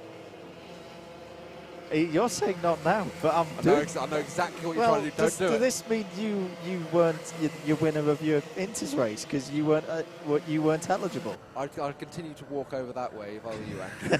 Let's not. Hey, leave me alone. Leave me alone. 10 minutes to go here at Glan race. Gors. Race 4 of round 6 of the British Universities Karting Championship 2020. Andrew Mather and James Johnston, both former drivers, both ineligible drivers at various points. One race winner. I came from the back and finished 6th. That's not winning a race. But anyway, coming back on to where are we now? We are looking at the 20. That's Aston A. That's Aston A. So here we are with Loughborough B, Giulio Perroni. Now he is way off De Montfort A, Phil Craven. So it's the battle between himself and the Exeter B kart, who is being piloted by. Wait for it. Exeter B is an ineligible driver. To be fair to this ineligible driver, he's come from 28th on the grid, so doing a pretty good job. And I think, even though he's ineligible, I think we should give him all the credit he deserves. He's done a brilliant job. He might be ineligible, but still a fantastic job, as all drivers, even if they're eligible and ineligible, are. So if you do win a race in an ineligible driver, you still sort of technically win that race. I see where you're going with this. Sorry, Ryan, you didn't win that race in that case. You can hear more of this when we get to the Inters final day, when we'll probably all be popping out on track at some point. 8 minutes and 40 seconds to go. Where are key protagonists at the moment? Coventry A are up to 10th. Where are Loughborough A? 14th at the moment. Oxford Brookes A first. This is getting very, very intriguing indeed. Not much going on in Clubman in this race, to be honest, because Leeds A and Birmingham A are both sitting this one out as they did race 3. Sheffield A are up in 7th there. Amy Jurg, of course, out there. I'm just going to check how they did earlier so far, because of course they dominated round 5 in terms of Clubman honours. Ooh, they're not far. They're in the mix again. Penalty. Sorry, Andrew. Penalty for Coventry A. So Coventry and contact. Penalty, They've had warnings. Yeah, and there it is. Contact warning. Contact warning. Contact warning results in a contact penalty for Ryan Williams. So that's not good news for the championship leaders at all. But Sheffield A, I say there's not much going on in Clubman's. Sheffield A are again putting together a very nice run of results here. 13th, 15th, now on for a possibly 6th, possibly 5th. Is Birmingham C? Is this one their races where they're ineligible? Come back to me on that one. I thought you said that Birmingham C were ineligible. No, this is the one race where they are eligible. So Birmingham C do count as point scoring in this one. So it'll be 6th place for Sheffield A once the Exeter B kart is taken out of the way. Here's a good scrap going on. It's the number 37. Well, this is the Exeter B kart and the number 6 of Loughborough B. So this is for position, but not for points. No, exactly. It's this battle between the 74 and the 20. They're on separate laps. They're on very separate laps indeed. Back a bit. Yes. Anyway, we shall move on, look through what's going on through the rest of the grid. We've got Trinity A have made up decent positions on that last lap, as Loughborough A and Oxford Brookes D pick up some contact warnings. Yeah, just following the 74 around at the moment. Nottingham Trent B lapping at they're doing 52.7 at the moment, so way off the optimal pace, which is currently being set by Ryan Williams. He's done a 49.4, which isn't the fast lap of the day, but it's certainly a very decent lap indeed. So we can pick up Ryan Williams now, who has got that penalty. It's the 17 of Nottingham Trent A who are behind him now. And now here we see the ineligible Loughborough D in front of James Bumet in the Bath A kart. James Bumet racing Bath A. Okay, I can get on board with that. And we also have the Oxford Brookes C kart of Brad Butcher in this as well. So James Bumet's got to be careful here, getting caught up behind the ineligible driver. He's got to pass him as quickly as he can to ensure that Brad Butcher cannot have a sniff at his at his 11th place. In other news, Amy Jurger has overtaken Max Wade for 6th place in the battle between Sheffield A and Birmingham C. So that was, again, good progress for Amy Jurgen and the Sheffield cars. Hello to Callum Brule, who's tweeted us in at Double Dash using the hashtag BUKC 2020. Afternoon, guys. Loving the racing as always. Can't agree more with that. It's been absolutely fantastic. Can't wait to disgrace myself on the stream at Bayford next weekend. No, I'm not having that. You do yourself a discredit, Mr. Brule. Former driver for Warwick and Cranfield in the BUKC, of course. Oh, 2 drivers off. One of them is the number 74 Trent B kart. Someone else, I'd say, was off down there with them through Devil's Elbow. Birmingham C are gone. Birmingham C have fallen down the order. And there's a black flag for the Trent B kart. So that's, so let's put 2 and 2 and hopefully get 4 there. That Trent B contact with Birmingham C, taking them out. Move up the inside. There for 9th place. There goes James Bumet for Bath A. Another position for them inside the top 10. Also, for doing shout-outs, just want to give a shout-out to Jasper Chamberlain, who will be joining me, former Swansea driver, joining me for racing in the intermediates tomorrow, and I believe he too is watching on a massive 50-inch television. You love to see it. Really sad that you really can see it on a 50-inch. But give him a shout out. Obviously, want to have a go at him as well. You know, it's my birthday, and he's not coming up tonight. He's coming from Bristol tomorrow at about 5 o'clock. But you know, you do you, Jasper. You do you. It just reminded me. I feel really bad now. We've not mentioned that it was your birthday yesterday. Yeah, noted. Chance for 7th place. Here goes Ryan Williams at the inside of Nottingham Trent A's driver, and that looked pretty easy. So Sam Pooley loses that position there, but maybe he knows that the number 1 has the penalty, so there's not much point fighting for that position. It could be an opportunity to work with Ryan Williams and gain more positions further up the road. Penalty for Loughborough C, who are in 21st position for a bumper pass, so that's 4 places for them. Next driver up the field for Ryan Williams is Amy Jurger in the Sheffield A car.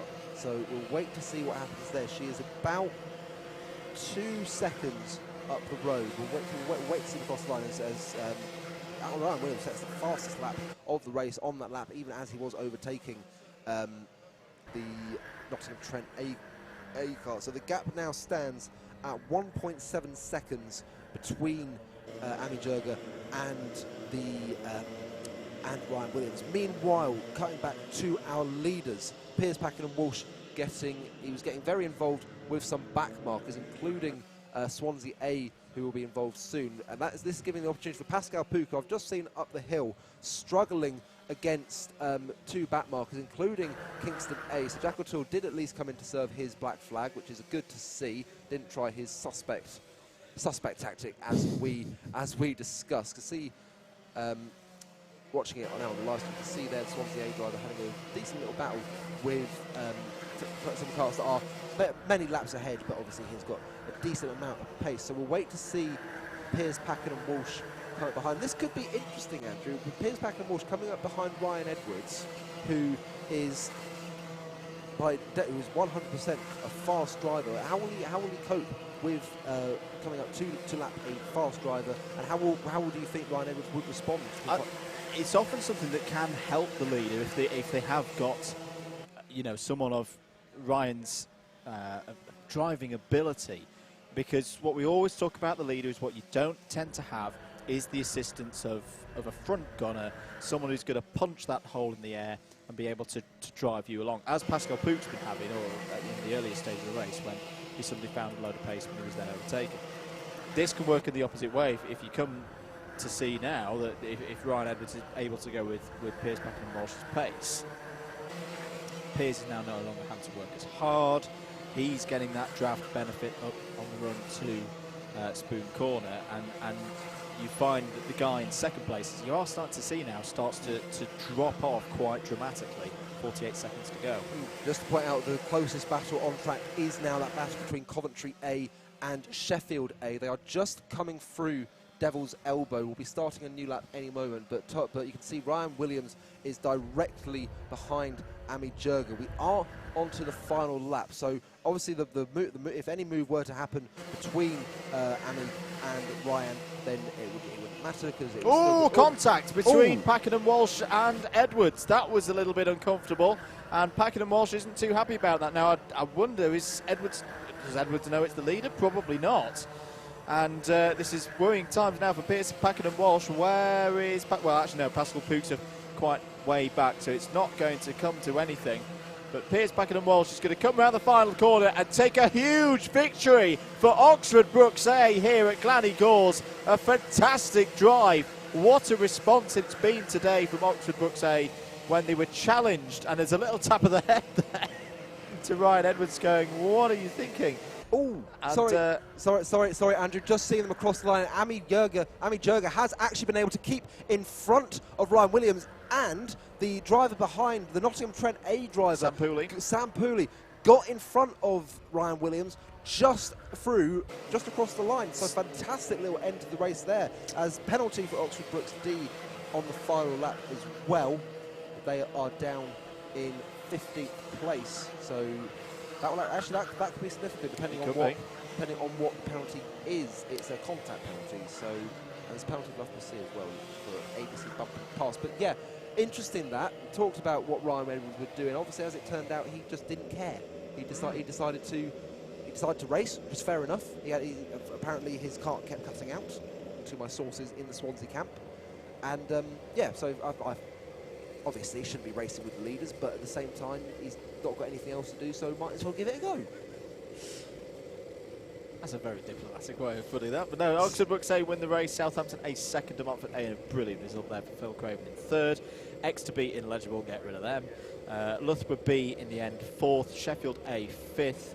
Trent A sixth. Coventry A seventh, but with penalties 8th for Bath A 9th. Loughborough B illegible, get rid of them as well. Brookes C 9th, Loughborough A 10th, 11th for Warwick A 12th, Trinity A 13th, Brookes D 14th, Huddersfield A 15th for Birmingham C, just ahead of the B team for Birmingham as well in 16th, 17th for Leeds B, 18th UEA, 19th Liverpool C, and 20th Warwick C. I'm looking out for Mr. Harris. I can see him there, but he's not with a driver yet. He will be going and having a chat with Piers Pakenham Walsh, winner from that last race. And he'll be a very, very happy boy indeed, and that is a brilliant framework for Oxford Brookes A to maybe take a double round victory here today. And I think we are just about ready to go. Yes, we are indeed. Let's head down to the grid where Jacobs got the winner from that last race. Oxford Brookes A's Piers Pakenham Walsh. Here we have race winner Piers Pakenham Walsh. Piers, we spoke to you on the grid. You said you'd be hunting him down. Pascal said you'd be over his shoulder. I should say, I won't say in his mirrors then. Yeah. And well, you did it.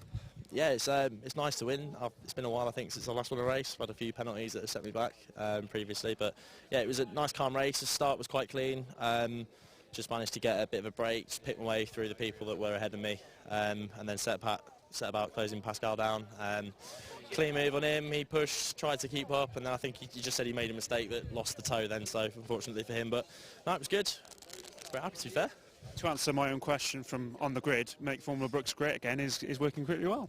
I think that race is testament to it. Yes or no question, just say whatever pops into your head first. Are you the fastest Piers in the BUKC? Is that even a question?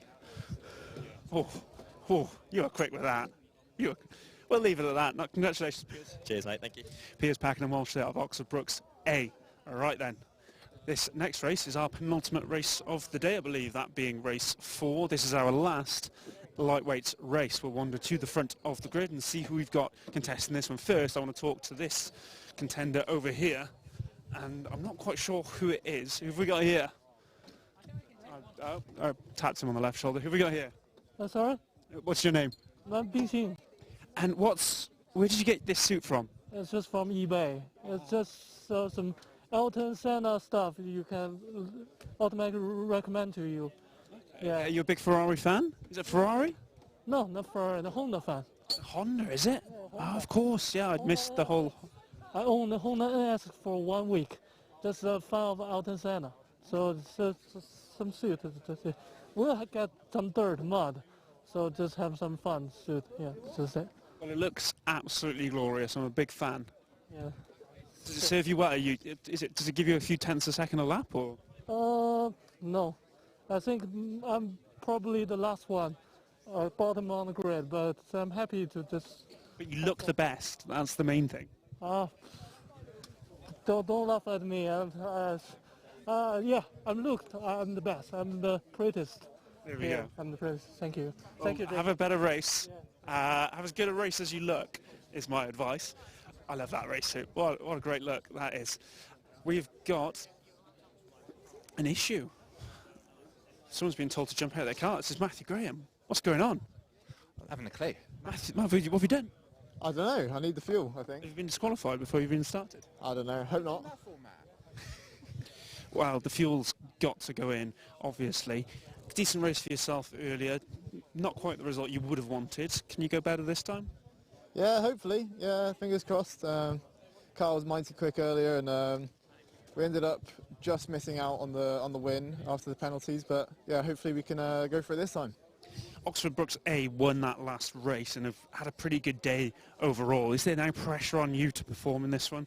Nah, I'm not really feeling it, to be honest. I think Oxford just needs to focus on Coventry, and we'll race our race in the Clubmans, and yeah, we'll do our best. But yeah, they need to set their targets higher, maybe. And lastly, I'm going to ask yourself, because I know you're a prominent figure in the esports community. F1's been cancelled, various other sporting events have been cancelled. Is now the time for esports to take centre stage and really entertain everyone in the period of isolation? Yeah, I'd love to see it. I reckon maybe Max taking Lewis off by accident. Don't know, it'd be pretty interesting to watch, I reckon. Maybe on Twitch, give it a live stream. Have you got any streaming plans yourself, or are you going to stick to making memes in your spare time? Yeah, just the memes for now. Maybe the streaming career later on, once the memes really sky high, you know. Okay. Well, good to talk to you again, Matthew. Cool. Thanks very much. I'll speak to you later. Matthew Graham there, let's see who's on pole position. I believe it's Swansea and Alex Rees. Alex, yes. How you doing? Good. A bit nervous, but I think we've got pace today, so we should be able to. What's making you nervous? Is it the societal pressure for a young man to succeed, or is it the fact you're on pole position? We didn't really have a very good race last race. We had a technical problem, so results have dropped a bit, so a bit more pressure to perform. Do your teammates, peer pressure you into this sort of thing? Did you not want to come today, but they forced you? Nah, it's morale has been good, so I haven't had too much pressure, but the last race has kind of added a bit more, so yeah, just a bit more pressure to perform. Yeah. Well, take a deep breath, relax, and just enjoy yourself out there. I will, don't worry. Thanks. Alex Rees there of Swansea, lining up alongside him is Kyle Knight of Newcastle. I said in the last couple of grid walks I haven't really spoken to Newcastle, now I can't keep away from you. Yeah, no, it's the first time I've had an interview in a while. Well, any time you want one, just come and tap me on the shoulder. Okay. Don't be shy. Okay. How's your day going? Not great, really. Not great. I got taken out in the last race from like second. That's why you haven't had an interview. Yeah, it's not ideal. It's not what I was hoping for. But you're going to do better in this one? Hopefully I'll either get first or top 5-ish. First or top 5? Yeah. Can't argue with that. You're in second though, so it's as if you're picking up where you left off. Yeah, essentially. It's just forget about the first race. Doesn't really matter. And no one's turned up apparently behind you. No, there they are on the side. It's not an important team. Not really do anything. And have a quick chat with him, see if he's got any plans to punt you. It's my good friend George. Hello Jacob, how you doing? Not too bad. The camera's there. How's your day going? How's Coventry's day going? I mean, Coventry's down a hole isn't going too brilliantly, is it? Not really. One to forget, I think. What about the B team? B team's going alright. We ran really well this morning, so 9th overall, which is probably our first decent result of the season since the qualifiers. So we're going alright. Does all the black flags mean there might be a chance for you to be promoted back to the A team? I'm not interested. Not interested? Do you know what? They're doing so well this year. They've just had a bit of an off day. I think, having the number 1 can be a good thing. Can't afford to have another off day. Yes, they can. They've got loads of rounds in hand. All right, I'll take your word for it. You better jump in the car because we are about to get going. We have time for a chat with one last person. We'll wander right down to the back of the grid for this one, see who we can find. Last lightweight race of the day. We're going to have a quick chat with the number 3, and it's Angus. How you doing, mate? Not too bad. How are you? Yeah, not too bad. I mean, it's a lot drier than Buckmore, so that's nice. It is indeed. In fact, since we spoke at Buckmore, well, I say since we spoke, when we spoke at Buckmore, you had a lot of good news for me. What's happened in the time in between? Have you got anything more to share with me? In short, very little at all. I haven't even driven the car yet, but did you have a nice weekend at least? I mean, it was wet, but yeah, it wasn't too bad. I mean, I'm testing the 720 on Tuesday at SNET, so that'll be nice. Okay. Looking forward to that. Next Tuesday? Yeah. Okay. Yeah, Tuesday coming, yeah. Okay. Huh? Okay. Unfortunately, as much as I would love to say yes, it's a closed day, and that's not up to me. Okay. Do you reckon you can put a word in at least? I will, but you might not hear back from me. Okay. We're friends on Facebook now, so you know, you just messaged me. You added me. Oh, sorry, gotta go. Have a good race anyway, Angus. Yes. Angus Fender there of Oxford Brooks. Right, this is the last lightweights race of the day, race 5 of round 6 of BUKC 2020. Back to you guys in the commentary box.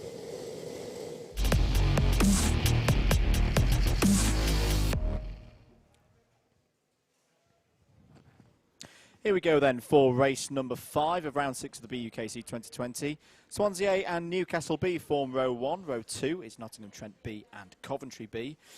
Trinity B and UWE A go from row 3, and then it's Nottingham A and Brooks D from row number 4. Exeter A and Sheffield A go from row 5. Southampton A and Birmingham C on row 6. De Montfort B and Oxford on row 7. Huddersfield B and Coventry D on row 8. Into the middle of the pack, Leeds B and Brighton A are on row 9. Bournemouth A and Brooks B are on row 10. Brighton B and Manchester A are on row 11. Bath B and Birmingham A are on row 12. Loughborough C and Queen Mary A start this one from row 13. Birmingham B and Newcastle A form up row 14. Wrapping up the top 30, Bath A and Trinity A on row 15. Huddersfield A and Cambridge A are on row 16.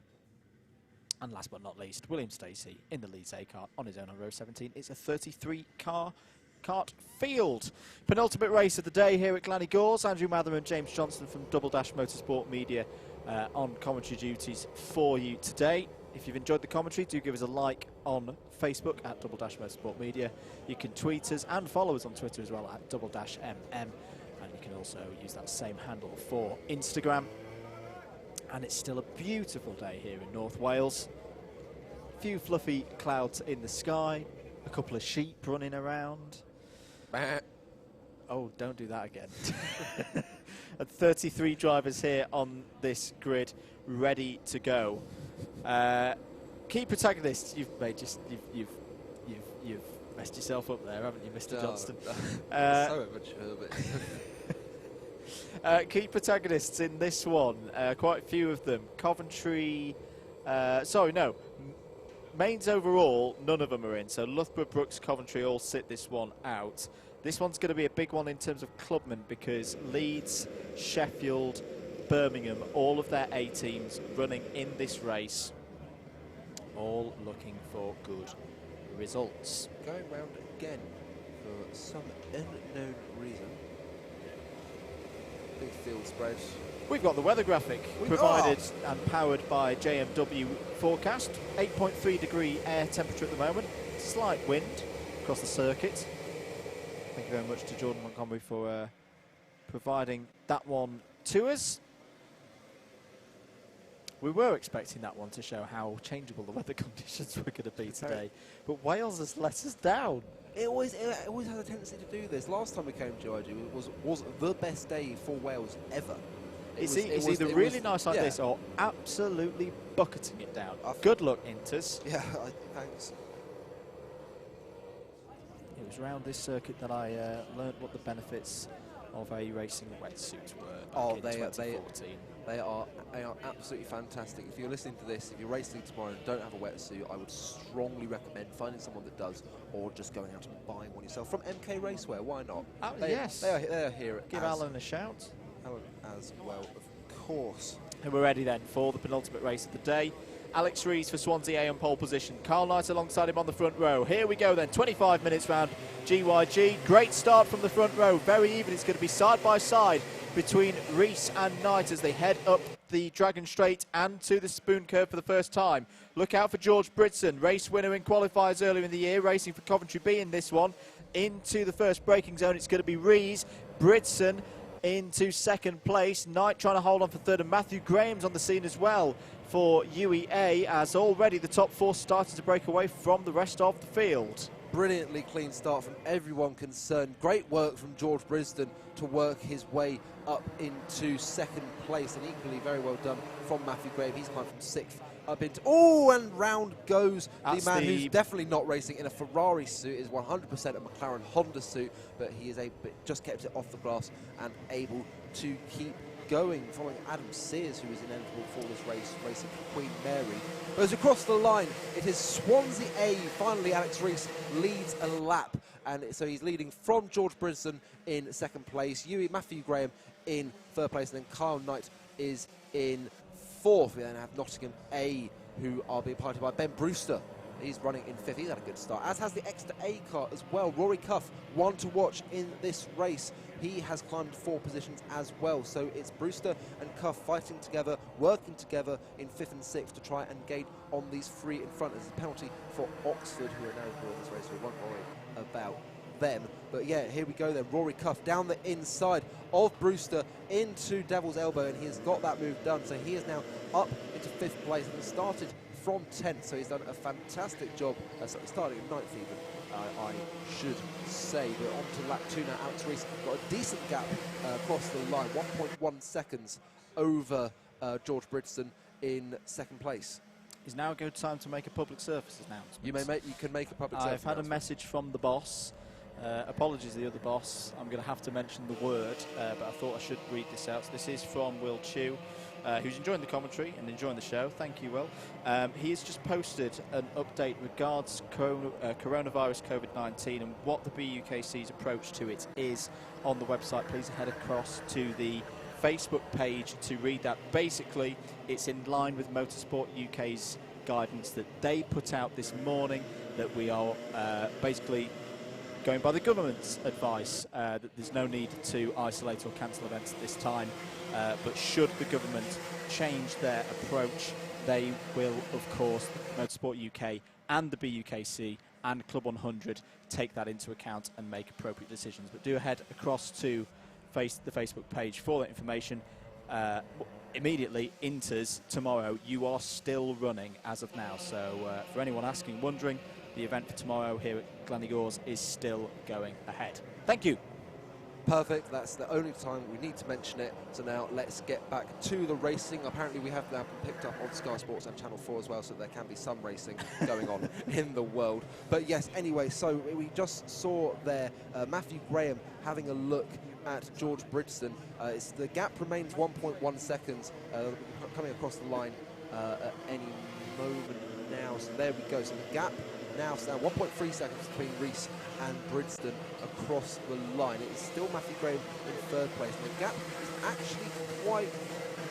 No, it's not. They are literally nose to tail each other. Now heading through Spoon, you can keep an eye on them as we're watching the battle between Rory Cuff and that is Kyle Knight of Newcastle B. But I think we have seen a change of hands for second place. Matthew Graham now running in P2, and apologies to Mr. Bridson. It's not Bridson, it's obviously Bridson, so that's just a pronunciation. Georgie boy. Again, I wasn't commentating when the loving was happening between DDMM and George specifically Bridson, the Coventry B team. Yes, but yes. So I apologise for that. But anyway, let's watch them across the line. So there we go. There you see the change between Matthew Graham and George Bridson. And so now Matthew Graham will set off in pursuit of the leader, Alex Rees, Swansea A. So the meme Lord... meme King. Meme King. The Lord's Beach, isn't it? Now black flag for Leeds A. They were at the bottom of the order anyway, but it's a takeout. Now that could be big in terms of clubmen, not just in the round, but in the championship as well. There's a rueful-looking Leeds A team who I'm not sure if they are aware that they have a black flag stood right in front of us. Jack Fisher's looking very happy about it. I think Fisher just doesn't care. I think it's Tom Dent's hands on his head. I think he must surely be aware. But yeah, Darth Graham now in hot pursuit of Alex Rees. Obviously, Emperor Batch is pulling the strings from behind the scenes, helping him on the way to hope possibly a race victory. I believe he won his race early on in the day, or if not, came very close. Beach as well.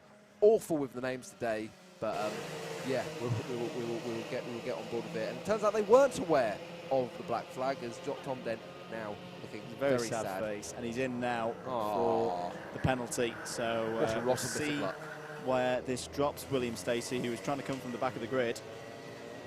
X-Terray, there they are. Rory Cuff driving for them at the moment, the mini challenge driver. Great job, has to be said, that being done here by Carl Knight. Still running in P4, but the gap at the front has come down massively. Following Brooks B, and we're still following Rory Cuff at the moment in his pursuit of George Bridson, but it is the fight for the lead that is probably the closest on track at the moment. They're already coming across back markers, heading down towards Carousel.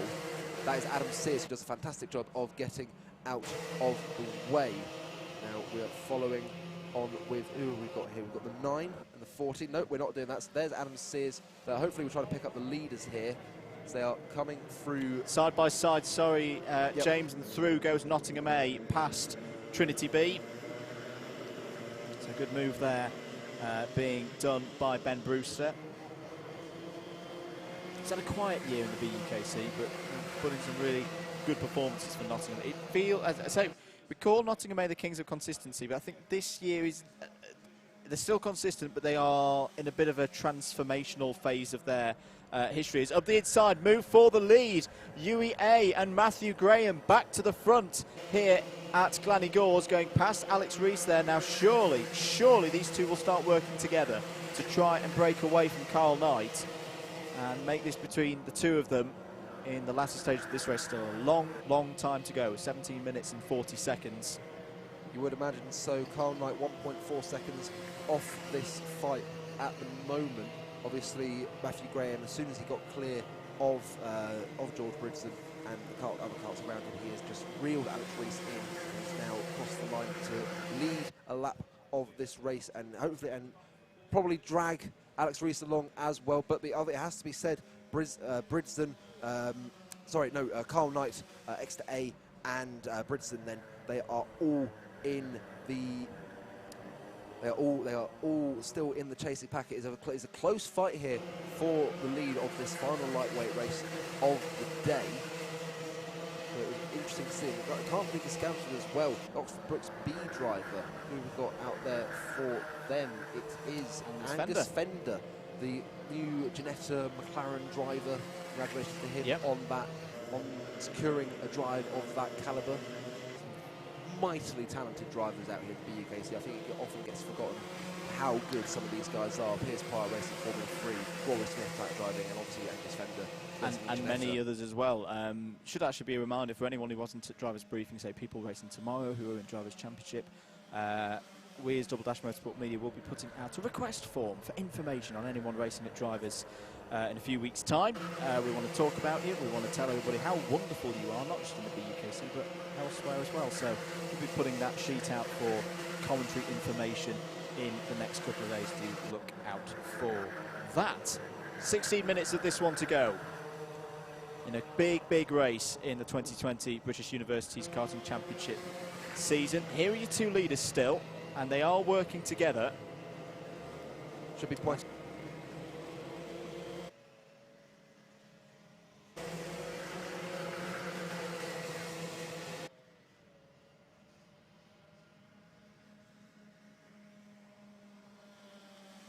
Away and then have your own little race as you test. But anyway, so yes, Rory Cuff now firmly onto the back. He's in the hot pursuit of the two leaders who are working together. Alex Rees hanging on to the back of Matthew Graham. Obviously not moving away in the manner that we saw earlier. Obviously something coming back to what Andrew was talking about. Got a cart in front of you at a track like this, they punch a hole in the air and they allow you to keep on. That's bizarre. What's the 32 doing? What the hell? 32 has just come into the pits in the wrong direction. Our cameras probably won't be able to pick this up, but you keep an eye on the TV screen. I'm going to see what this 32 is doing. Right, so where are we fighting for now? I think we're, as Oxford Brooks B have overtaken Coventry B. So we've got the 74 Nottingham Trent B. So this is the fight for 8th place. So it's a massive little gaggle of cars. As George Bridson, no, sorry, that is Trinity A. So Brighton A have fallen down the order. So Trinity A on that lap overtook 2 people. Just mention who is in the Trinity A kart. It is Sam Johnson. He's come all the way from 30th as he now gets the move done on the Nottingham Trent B kart, heading into 8th place. But the gaggle of karts we have here is quite... Oh, and there's forced over there by the 74 Nottingham Trent. Couldn't quite tell who that was. I think that might have been Trinity B, almost forced onto the grass, as there is a cone penalty for Oxford Brooks B. Now, Carl Knight's just fallen down the order. There's a contact warning as well for Brooks B, and here we go again, unfortunately, with Brooks B. Angus Fender, massively talented driver, as we've already discussed, but it has to be said, picking up penalties and making silly little mistakes. This is what has cost Brooks B in the championship this year. Obviously, they've got the number 3 on their kart, but at the moment, I think they're falling well outside the top 10 of the championship. So yeah, really unfortunate for Brooks B. So we'll see. We'll just have to wait and see what happens. Meanwhile, in this battle for 8th place, or sorry, a little bit further down, we just saw Cambridge A there. Sam Cobb, one of the most multicolored drivers I've seen in a good old while. Fantastic race suit he's got as well, it has to be said. But he is coming through the grid. He's currently in 15th place, and he's come through also from the back, 32nd place. So him and Sam Johns going great guns from the back of the grid. But yeah, so we're following the Nottingham A driver in 10th place. This is where the big battle is happening at the moment on track. Trinity A and Trinity B both running line of stern a little bit further up the grid as Sam Cobb moves up into 11th place on that lap. Meanwhile, your gap at the front, gap covering the top 3, is 1.3 seconds. So it's very close between between Graham, Rees and Cuff. Number 32 update, it was Junior Zhao for Birmingham B in the pits. Some form of technical issue because he's changed kart now and he is running again. But yeah, it's the problem for the number 19, slowing down and possibly out of the race. He's got going again. It's the Oxford Brooks D kart. Now, was that because of a spin or an error, or he was, well, 13.7 seconds behind Newcastle B, but just ahead of the 2 Trinity karts. Here we go for the lead then. Yes, now here we go. Matthew Graham, Alex Rees and Rory Cuff all right by each other. Alex Rees still following behind Matthew Graham, but at the moment it looks like, so Rory Cuff is just coming onto the back of this pack. They're not line of stern as we saw last time Swansea were involved in a fight for the lead when it was Pascal Pook in the Southampton A car. But we'll see coming up the grid. Last time Alex Rees was racing, he had a brilliant drive coming up the grid. They're coming up to the McLaren Honda wearing back marker racing for Birmingham 54. C, so yes, he's ineligible, so we're not interested in him. Might be racing tomorrow in the Inters, getting a bit of practice in as well. So Matthew Graham has got back past him. I think Colin was dead on the other side. In fact, Colin being taken off to the place where all Collins go to have a lovely time. The cone skip in the sky. Look at the cone farm. The cone farm in the sky. It's a happy farm, but we can't visit it for some reason. But yes, so for all 3 drivers making their way past the McLaren Honda wearing Birmingham C ineligible driver. But Rory Cuff, I think, just lost a little bit of time there. The gap was 0.6 of a second on that last lap. We'll wait to see what it is on the next lap. Can I talk Clubman's? You may. Sheffield A finishing their round, currently 23rd on 150 points. I reckon they will be the club power leaders. Birmingham A, where are they in this race? I'm not sure they're even in this race. No, they are 18th. 18th, thank you. 18th place. So 18th, okay, that's not too bad.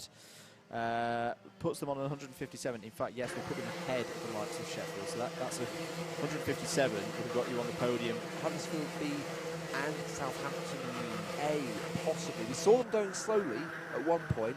I wonder if that might have been an instant there as well. Angus Fender there in the number 3. He's driven really, really well today. 2 fantastically solid races. And gap to X to A is about 4 seconds. I'm going to check there with the scores as well to see what it does to their round. Just remember as well, he does have a penalty. Does have a penalty. Probably not going to quite have enough to get on the podium today, Oxford Brooksby. Going to be there or thereabouts in the top 10. But they could. The thing is, though, they could be on the podium. They could have been on the podium if it weren't for these penalties and errors they keep making. Clubman leader out there at the moment is Trinity B. Having a nice race of it at the moment. Results so far 24th and 19th. Oh, of course, sorry. You're absolutely right. Yes. Sorry, because I'm done impressed with Yes. UEA that Oh, season. yeah. I don't think of them as a club and team, but you were absolutely right. The leader of the race. Apologies, folks. Oh, there's a massive bit gaggle of traffic that the leaders have come across, and it looks like Alex Rees just coming into Spoon Corner now, firmly onto the back of Matthew Graham. We'll keep an eye on that. At the moment, we're looking at the battle for 4th place, but we really want to be having a look at the battle at the front. Matthew Graham getting past these back markers, and Rory Cuff getting a little bit held up by them as well. There's a spinner as well, just coming into compression, so they're heading through the S's section any moment now. Battle for 9th place. This is Trinity B and Huddersfield A. Trinity B defending on the inside, so Trinity B second on the road at the moment in Clubman, and there's a good Clubman right just behind them as well, with Trent B and the Montfort B there as well. But it's Santurn trying to get through and has got through, so that's Huddersfield A up to 9th place. Still a good drive this though from Callum Evans in the Trinity B kart. Number 9 of Nottingham A now skips through a little bit aggressively. Black flag for Brooks D. So, oh no, we've already talked about that one, haven't we? Yes. I think that's just a repeat showing of the one from before. But Nottingham A go up to 10th then, so good overtaking, good progress through the field from Ben Brewster, who's fighting back a little bit after falling down earlier on. Penalty for the number 28 Oxford kart. And that is for Rule X. I'm going to be honest, I don't know what Rule X is. That's what they used to make Powerpuff Girls, I'm pretty sure. Rule X. No, Chemical X, sorry. But yeah, interesting one that. Never heard of Rule X. So yeah, nice little. Is that a special GYG? It could be. It could very well. Maybe he ran over a sheep or something. Who knows? But anyway, that white stuff was on the circuit. 6 minutes to go. Matthew Graham, the Meme King himself, leads here at GYG. Can he hold off Swansea A's Alex Rees for, what we say, another 6 or 7 laps or so, depending on where they are on the circuit and how the timing works. Oh, Gabriella Martinez-Luca up the inside, looking for a move here on Nottingham Trent B, and Gabriella's got the move done. Really nice stuff there from Gabriella, getting past the number 74 of Nottingham Trent B. It's Ignacio Rodriguez driving for them at the moment. The number 22 Brighton A kart's not out of it as well. They've not had the day they would have wanted, Brighton A, but Ezekiel James fighting for pride now to try and get some points back, and some hope going into Clay Pigeon, although their hopes of winning the Clubman's subclass at the end of the season is probably over for 2020. Gabriella Martinez-Luca is pulling away now from the rest of them. Here's, well, now, that's a suit and helmet combo that I'm not used to seeing. Is that a new suit for Mr. Cobb? I think we've had a change for the lead. Yes, Rory Cuff now in front of Matthew Graham as they head up the hill. There's a yellow flag. They're going to be coming into Spoon any moment, so we should be picking them up any minute now. Matthew Graham having a look down the inside of Rory Cuff. Here he goes, and he's got the lead back. So here we go. This is the battle we need to see. So, contact there. Massive contact there between Cuff and Graham. And now Alex Rees gets into second place. So he was in second for the majority of the race, fell down to third. Now he's back into second behind Rory Cuff. So that was interesting. That was very aggressive from Rory Cuff in fighting back. We'll wait to see if the stewards made anything of that. But for now, it is Rory Cuff into into first place, and Graham falling now down into third. But it looks like Reese got a decent drive out on the final corner. There is a big gaggle of about 4 back marks in front of them, starting with one of the Brighton A cars as Bath A pick up a penalty down in 18th place. But yeah, Rory Cuff now got to make sure he traverses this traffic brilliantly. Been watching it through the window. They've been coming out to traffic a lot, and it has reshaped this battle for the lead. Exeter A could really do with a race win here if they any slim, feeble championship hopes still alive. But I think that might already have well, we say this. I mean, if Rory's able to hold on to this win, it would be a 7th. I just keep an eye on these battling. 7th, 16th and 1st as the 53's all over the grass there, and just about Reese and Graham managed to get through there. 53, that's Bath B, I believe. Yes, Bath B. So Bath B getting in the way there. The yellow flag has been cleared at the top of the hill. So it's still Rory Cuff from Alex Reese from Matthew Graham. Graham now trying down the inside of Alex Reese as he's got, yes, so that's the move done. So many back markers in the way here, and Reese trying to do a Hakkinen on Graham, and he has used, oh, and there we go, there's a spin around, there's contact there from Alex Reese onto one of the back markers, and that could be interesting. Matthew Graham now finds himself, and there's a black flag for Swansea A. Black flag for Swansea A. Oh, that's unfortunate for the Welsh outfit, but it certainly looked on initial instincts. It'd be great if we could get a replay of that one. He puts his hand up in dismay, but yeah, black flag for Swansea A. He's not happy about it. He's not happy about it at all. Exeter A have got a contact warning, so this is a little bit feisty out there at this precise moment. Remember, this is the penultimate race of the day.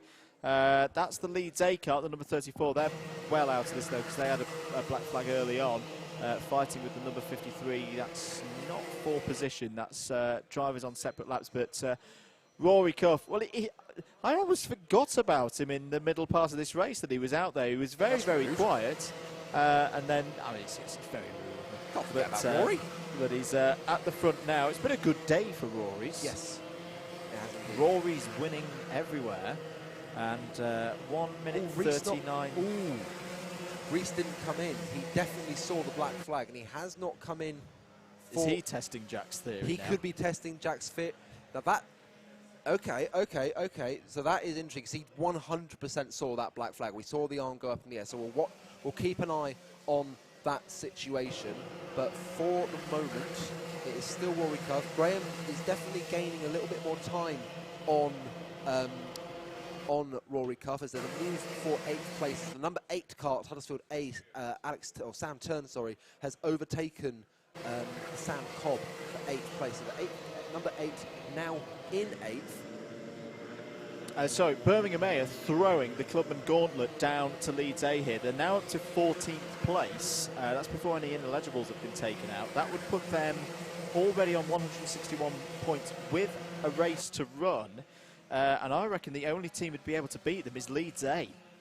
Leeds A would be the only team that could do that, and they'd need something top 15-ish. I know that's very accurate, but yeah, around 15th, 14th place to beat that, and that's assuming Birmingham A don't further improve their score. It's there in the final race. We are on the last lap, though, waiting for Rory Cuff, but he's really having to be aware now because Matthew Graham has really closed up in this last lap. It was half a second. That is not half a second. Oh, Graham's gone down the inside into Devil's Elbow, side by side. Cuff fights back. This is brilliant from two of the top racers in the BUKC. Is there going to be another dive into the final corner? No. Rory Cuff's going to win again. What a drive from the Exeter A driver. Matthew Graham takes a brilliant second place for UEA, and Alex Rees comes across the line having not served his black flag. That will be -1 lap for Swansea A. That could be exclusion. Could be. Sorry, this tests the theory. This tests the Jack O'Toole theory. Let's see what happens to Swansea A. I think it was slightly contentious. It would be great to see a replay of the black flag incident, but yeah. So we can't pass too much comment on it, but either way, he was shown a black flag. He should have come in. Yeah. Brooks B finished 4th, Coventry B 5th, Newcastle B 6th, Trinity A 7th, Huddersfield A 8th, Cambridge A 9th, Nottingham A 10th, Trinity B, good points for them there in 11th, De Montfort B with 12th, Brighton A 13th, Coventry D 14th, Birmingham A 15th. That's still a good score for Birmingham A, already on the board in Clubman's. Trent B 16th, Bath A and then Bath B finished 17th and 18th on the road. Loughborough C 19th and Brighton B 20th. Well, one more race to go, Mr. Johnston. Yes. Just as we're waiting for the fields to fall back. Here we go. Here we go. Let's have a look. Right, okay, let's have a look at. Well, this is the this is the move by Matthew Graham on the last lap, slinging it up the inside. I think. Oh, I mean, there is a little bit of contact there. Almost caught Rory Cuff, I suppose. But this is why I love watching Rory Cuff race, because he never gives this one up. Fights back down the inside, keeps it nice and calm, nice and precise through probably the trickiest part of the circuit. And that moment there, you know, Matthew Graham's not going to throw that back down the inside. And it's a great win there for Rory Cuff. We are good to go down, though, to Jacob Harris on the grid.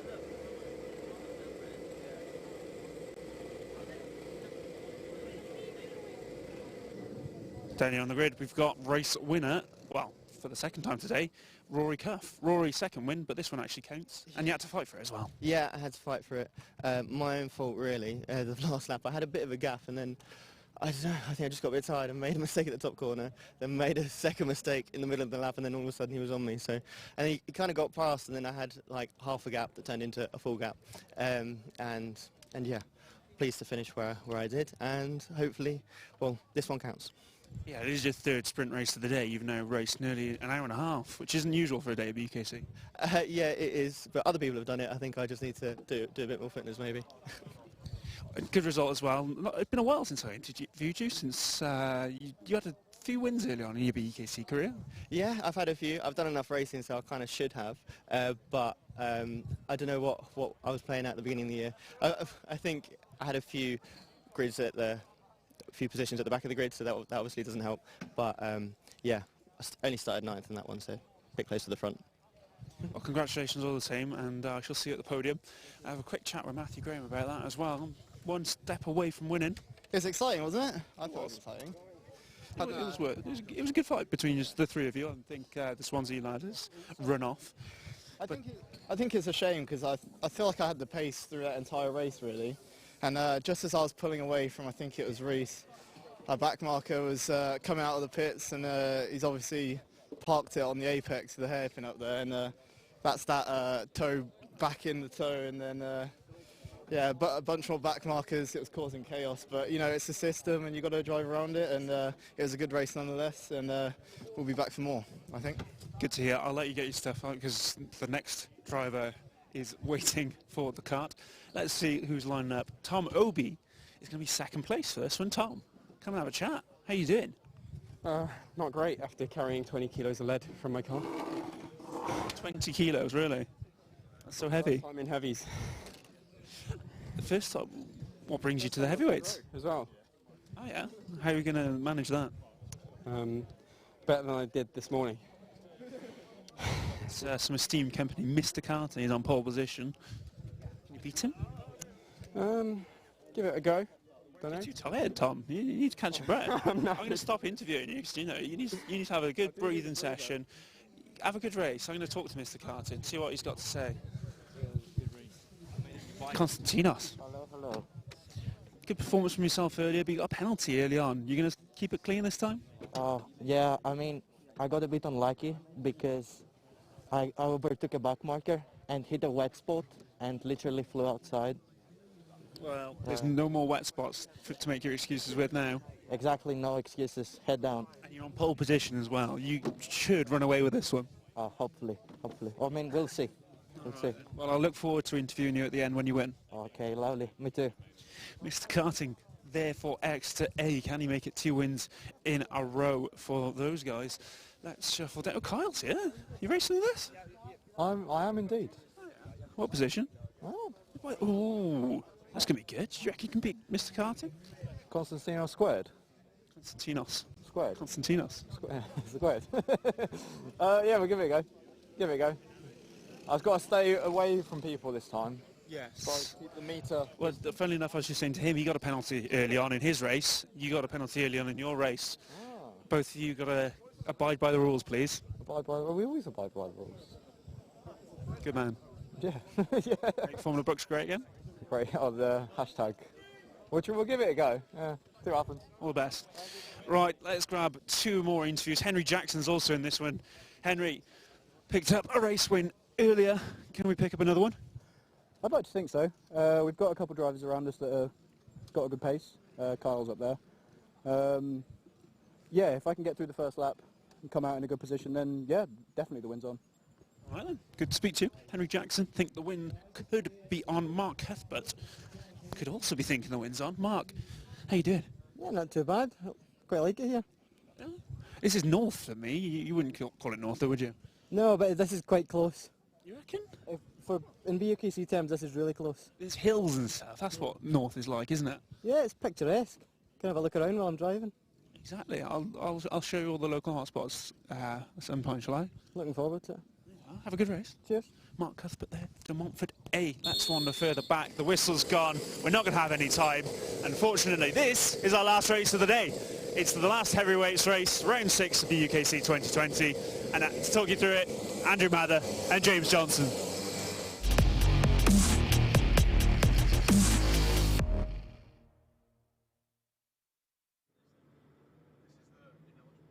Hello everybody, welcome back. Let's have a look at the grid then for the final race of the day, final race of round 6 of the BUKC 2020.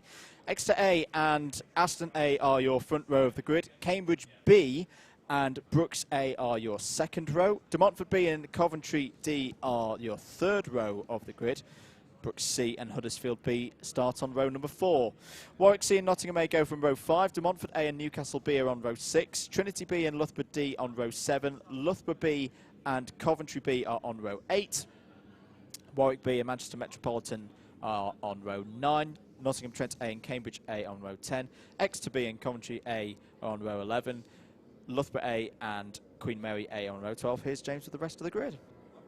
So we've got Leeds A and Bath B on 25th and 26th. On row 14 we have Manchester A and Warwick A. 29th and 30th are Brighton A and Bournemouth A.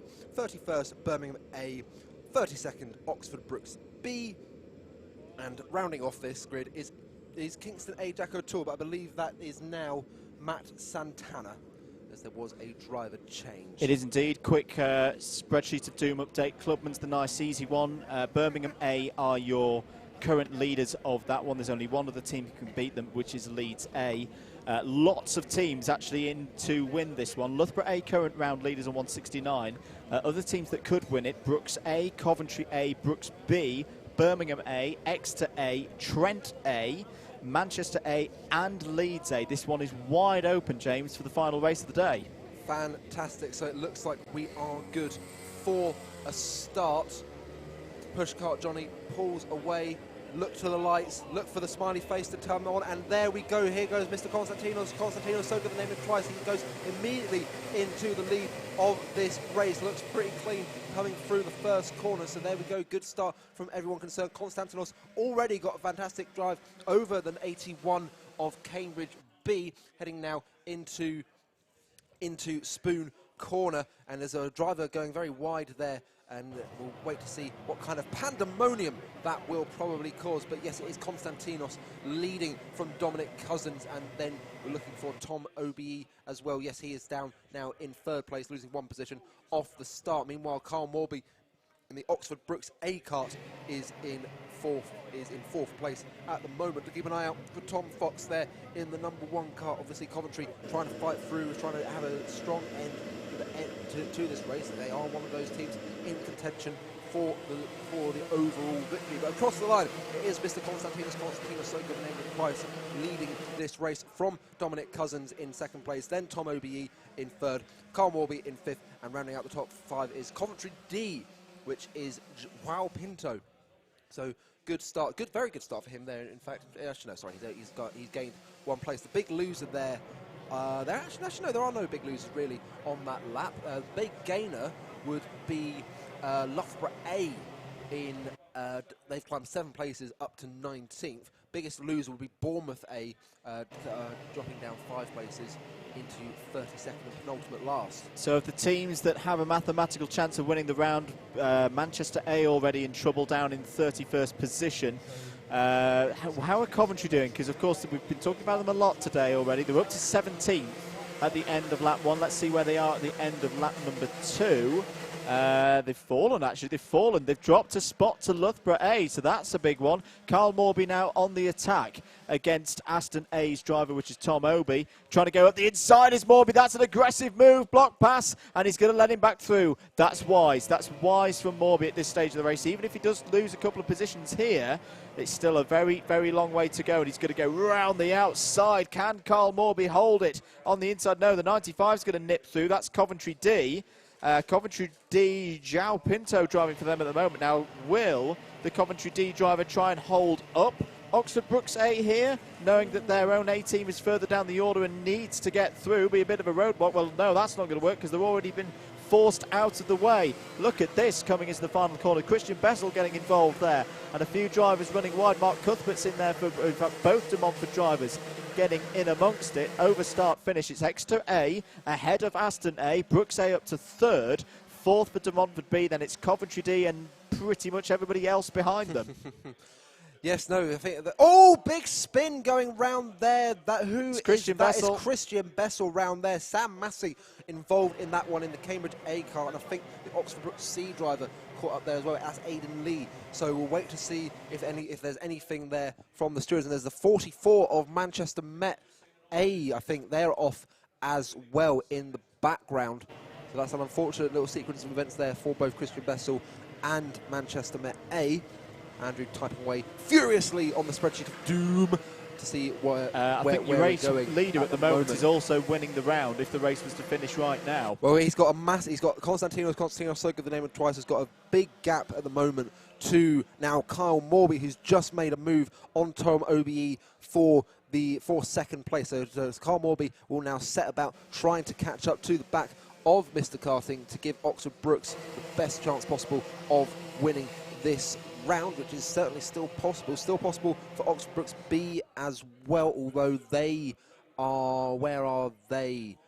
They're down in 15th, so they need to make some serious progress in this race. Should talk about Sam Massey as well. Went missing in his race earlier today, and he now goes down the inside of Aidan Lee. Aggressive move, a little bit argy-bargy, a little bit of pod to pod, but I think he'll get away with that. Should also mention Tom Thickpenny in the Loughborough A car. He is going great guns, made up 6 positions on that last lap. He's made up another position as the Huddersfield B car falls down the order a little bit. Now Birmingham A falling down the order, down to 27th now. They have already got good points on the board as Massey up the inside of Pinto there gets the move done for Cambridge A. But Birmingham A have lost control of their own destiny now. If Leeds can get a good result here, we said about 14th to do it from Leeds might just snatch Clubman victory here in round 6 off them. Would be great stuff for the Leeds team. Bad news for Birmingham. They do still lead the Clubman class in the championship awards. There's now a penalty for Cambridge A. Not entirely sure what that would be for. Let's have a look. It is a ABC BAP.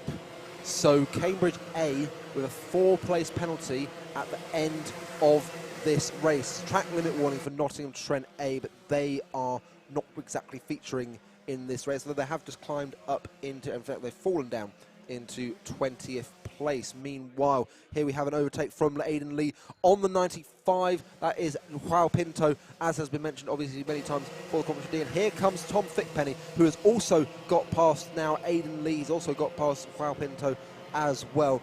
But yes, great drive here from Tom Thickpenny, coming from 23rd on the grid. He now finds himself in 5th place. 19 minutes left then of the final race of the day. Your leader remains Mr. Constantinos, so good the name of him twice. Carl Morby trying to gain, but actually he's fallen behind. He's lost 4/10 of a second on that last lap. Constantinos just has a little bit too much for him at this stage of the race. There needs to be one simple thing as Max Reed goes down the inside of João Pinto there and takes a position away So it's Loughborough B up to 6th place. Morby just needs to keep eyes forward because we've just run the maths again, and this 2nd place would give Brooks A the round win. That would be enough. They do not need to win this race. They can just leave Exeter A up there. In fact, it's in their best interest to, because it would be another team having a strong day and taking more points off the championship leaders. All of a sudden, I know we started the day talking about, well, Coventry A could win the title here today. Today, here at GYG, once again, the BUKC absolutely blown wide open, and that's someone in a mess. That's off the road, up at the top of the hill to Spoon Curve. Can't quite work out who it is at the moment. Sure, we'll watch them plummet down. You mentioned Coventry A. They had a chance of winning this round still, but Tom, fantastic Mr. Fox, Mr. Thomas, is not exactly featuring much in this race. He's in 16th. Yeah, and that surely is not enough for. I can quite easily see both of these rounds being dropped for Coventry. The interesting one as well, keep an eye out for Loughborough A, because if the race was to, say, if it was to finish as it is now, actually swap Cambridge and Loughborough, because Cambridge have got a penalty. Cambridge have got a 4-place penalty. Cambridge have got a 4-place penalty. If Loughborough A can get up to 2nd place, they would be in a position to win this round. And they've got, I believe it's Tom Thickpenny out there for them, if I'm not mistaken. I saw him getting ready. Yes, it is Tom Thickpenny out there. We know how good he is. We just saw him in the back of the shot there. This is going to be a humdinger of a 17 minutes, because you've got 1st, 2nd and 5th on the road, all with a really, really big shots here at winning this round. And obviously remember that at the moment Loughborough A are actually 4th. They are de facto 4th. Aston A currently de facto 3rd. So you can already add a couple of places. You can add a place on to Tom Thickpenny. The sunset helmet as the sun sets here in GYG. Another team doing bits is Brooks B. They are currently improving their score to another extent that they are also taking points away from Coventry A. Coventry A have got to respond. They've got to get themselves up the order, because it is all getting a little bit too tight for the reigning champions. They are starting to lose a grip of this championship. Coming up to a track that we don't really go to, Club 100 come here, of course. BUKC have not been here in 3 years, but would not be. What's just happened? What's just happened? Problem. Leeds A have fallen down to 28th. I think that is it. I think that is it for Leeds A. They will not win Clubman's today. Birmingham will give a sigh of relief, because they would already been in trouble in this race. They're still down in 25th, but I think with that, Leeds A, it's been a great day for them, but they're not going to win in Clubman's in round 6. Tom Thickpenny has overtaken Tom OBE. So in the battle of the Toms, it is the Thickpenny who has come out on top. And Sam Massey is gaining on Kyle Morby. So we can see he's on track. Remember, Sam Massey has a 4-place penalty, as Demonster A just picked up a penalty as well. But Sam Massey has a penalty. Oxford Brooks don't need to worry so much about him, because he will, if he overtakes them, then okay, that's fine. They will still be in 2nd place. It is Tom Thickpenny that they need to watch out for now, because he is on absolute charge. He's got the fastest lap of the race. He set the fastest lap that time around, doing a 49.7. Aston A get a curb warning. Tom Obi doing a decent job for the Aston team, who had a pretty shocking round, it has to be said, both in the morning and this afternoon. But it's Tom Thickpenny who we need to keep a really close eye on, and how his progress is doing in trying to catch up to the back of Massey and Morby. This is really intriguing. Really, really intriguing for me, James, because there's a penalty for De Montfort A. It's a bump and pass. 4 places will be the demotion for Mark Cuthbert at the end of this one. Contact warning for Newcastle B as well, because, let's say, 1st, 2nd and 4th now on the road. All fighting for the round win, all fighting for the championship. Cambridge A, very strong team. We saw them win round 4, of course, and they've taken some really good results today, but I wouldn't say they're in the championship fight at this stage. Of course, they've also got the penalty up there. Yep. You know, we've talked before about, obviously, when you've got a penalty, you try and get as far up the order as possible to negate the penalty. Cone penalty for Exeter A. Oh, that's huge. That is massive. huge. That's a 1 place. So now that puts Oxford Brooks into the lead of the race. I was about to say, if you're Carl Morby, you don't actually mind if Cambridge A let you through, because you want them to gain as many points as he can to take efforts away from Coventry. But now he's got this position of he's got the lead. You've just got to keep going and try and get forward. As Sam Massey goes down the inside now. Now that is for position on the road, of course, but once the penalty is applied, that will get cancelled. We're going to be getting the abacuses out here with how these penalties are going to be applied. Isn't that's Mr. Karting's second penalty of the day, if I'm not wrong in saying. It is indeed. So Sam Massey got some brilliant pace, as does Tom Fickpenny. And here we go, Tom Fickpenny having a look around the outside of Kyle Morby. He tries it again, tries to take differing lines through. And here we go then, down the inside of the final corner, onto the next lap. A little bit of side-to-side contact. They're bumping their way through the first corner. Heading up now the Dragon Straight. It's still Kyle Morby from Tom Fickpenny, but Tom Fickpenny now will be having a look down the inside into turn 2. He has a little think about it, but decides against it. Is he going to try and send something into Spoon? No, Kyle Morby covers him off, but it is getting so seriously close between these two. And now here comes Tom Fickpenny down the inside into Carousel. He's got an inside line, and he takes the position. So Tom Fickpenny from 23rd on the grid is now your de facto leader, because Cambridge A have a 4-place penalty and Exeter A have a 1-place penalty because of cone abuse. Leave Colin alone, otherwise you lose races. So in terms, I am a linguist. I do not understand math. I barely understand how to use Excel. So I'll pass you over to Andrew Mather to hopefully try and explain what this now means. I don't know. He doesn't even know. He doesn't know. I've just texted Howard, my brain's just gone dead. Where do penalties get applied from? The front first or the back first? Because it's going to make a difference. It's late in the day. We're losing our minds right now. All I can really think of saying is that racing is happening and carts are going around the track. That's where we are right now. If Tom Fickpenny can get to the front of here, he'd be helping me out massively.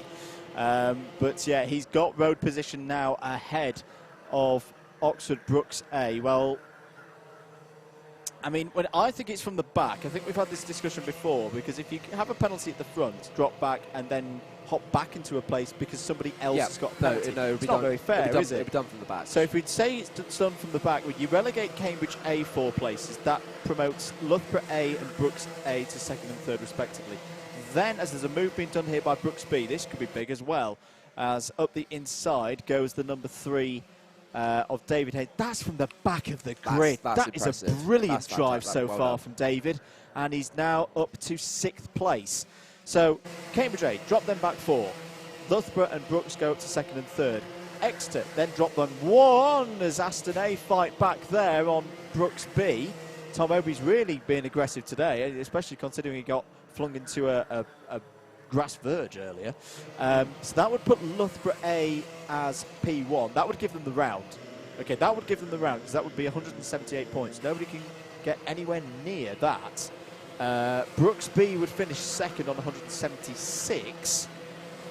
No, they wouldn't, because Exeter would only drop to 2nd and Brooks would finish in 3rd. So yes, it would be Loughborough A winning the round, Brooks A 2nd, and Exeter A 3rd. That would be your overall and Premier podium, and it would be Birmingham A winning in Clubman, I think.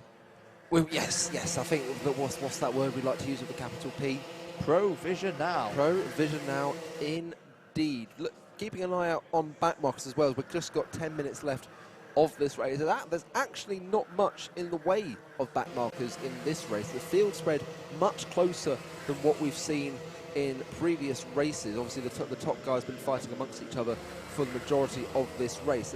But even so, if you can look at Costa coming just about going into turn 2, you can see pretty much all of the top 6 at the very least, all the way down to Aston, still on the straight. So it's good to see a much closer race than normal. It has to be said, though, there are a couple of back markers looming into sight, so we'll wait to see what happens with them. Meanwhile, Tom Fickpenny onto the back of Sam Massey.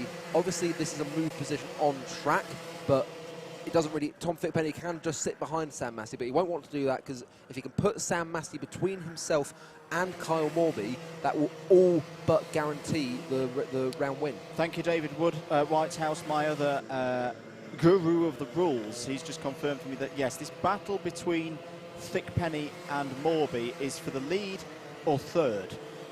Because whoever loses it will not get advantage from Exeter's penalty. Yes. So, again, it's a weird position, but Fickpenny just needs to just keep forward, actually just work with Sam Massey at the moment because he knows, or should know, I think he's got a penalty. Saying that, he's just gone down the inside of him. So Tom Thickpenny back into second place on the road, has a little point of the finger to say, let's us work together with me in the front of this duo. Let's see if Sam Massey obliges.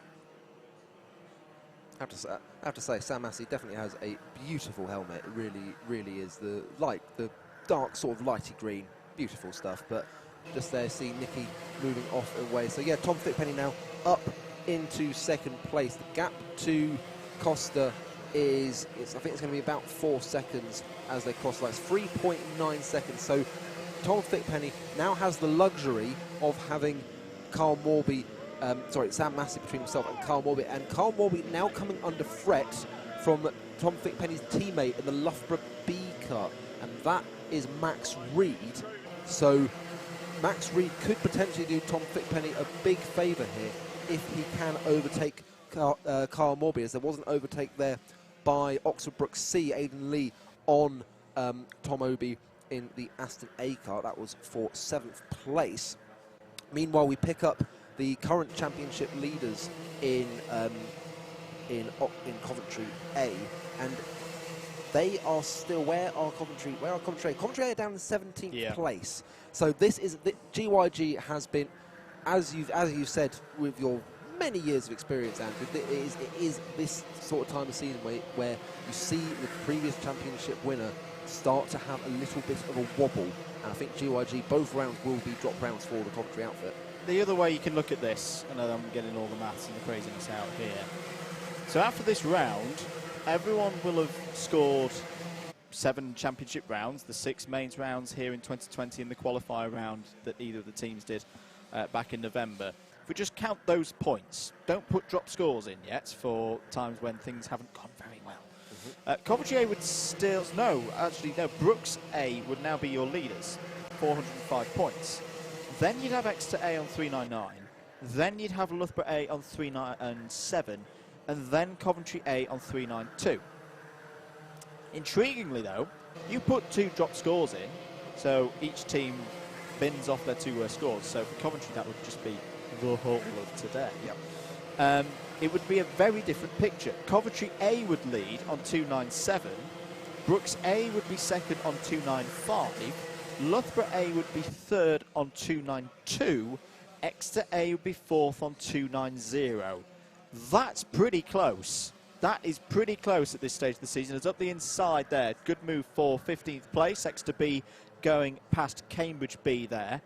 But that is as neutrals as we are, of course. Impartial at all times. Yes. That's perfect. That's absolutely perfect. Yeah. That's what we want going into the last meeting of the season. The big finals weekend scheduled for the 3rd to the 5th of April down at Clay Pigeon. And here's the battle for 4th place on the road.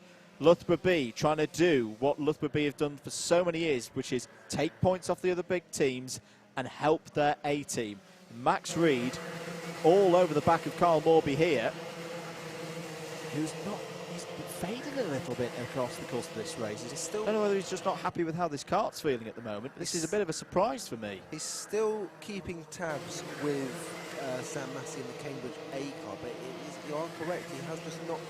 He got up towards the front of the grid, and then just what he's done is flatlined. I think. Yeah. I think he reached his peak and it's like I can't really get much further on. But it's a very good drive here from Max Reed, doing exactly what Loughborough B, as you say, what Loughborough B have done for Loughborough A over the years, and what technically should be Loughborough B's inside. job. He's gone through. He's through. Max Reed goes past Oxford Brooks A.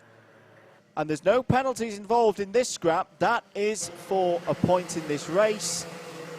And that is potentially going to have a bit of a factor on the round result as well, because Oxford Brooks will now drop to, once Cambridge get their penalty, well, that'll be 4th. Dropping any further, and they're going to be under threat for that 2nd place on the podium. At the moment, they're okay. Coincidentally, and it doesn't really matter, but we are actually going to have a proper Brooks 1, 2, 3. It's Brooks A, Brooks B, Brooks C. Yeah, and they must not switch. They must not switch the carts. No. If But they are serious about winning this championship, they cannot let the B and the C team get past that A cart. They have got to get that A cart home in the position that it's in. Penalty for Huddersfield B, they're not in contention. The point is with Brooks B and C, they are completely out of this championship frame. They're not a They have been for a while. So curb warning for Oxford Brooks A, they've got to be careful as well. So as you say, Brooks A have got to stay in place. I don't know what kind of communication system the Brooks teams might have with their driver out there, but I'm sure, I don't think the gap's not big enough. Where it's 1.4 seconds between Brooks A and Brooks B. So you can imagine the Brooks B car will hold back, but The other side of this as well, I mean, there's still 3 minutes to go. If Tom Thickpenny picked up a penalty for some reason, Exeter would then get the win back, I think.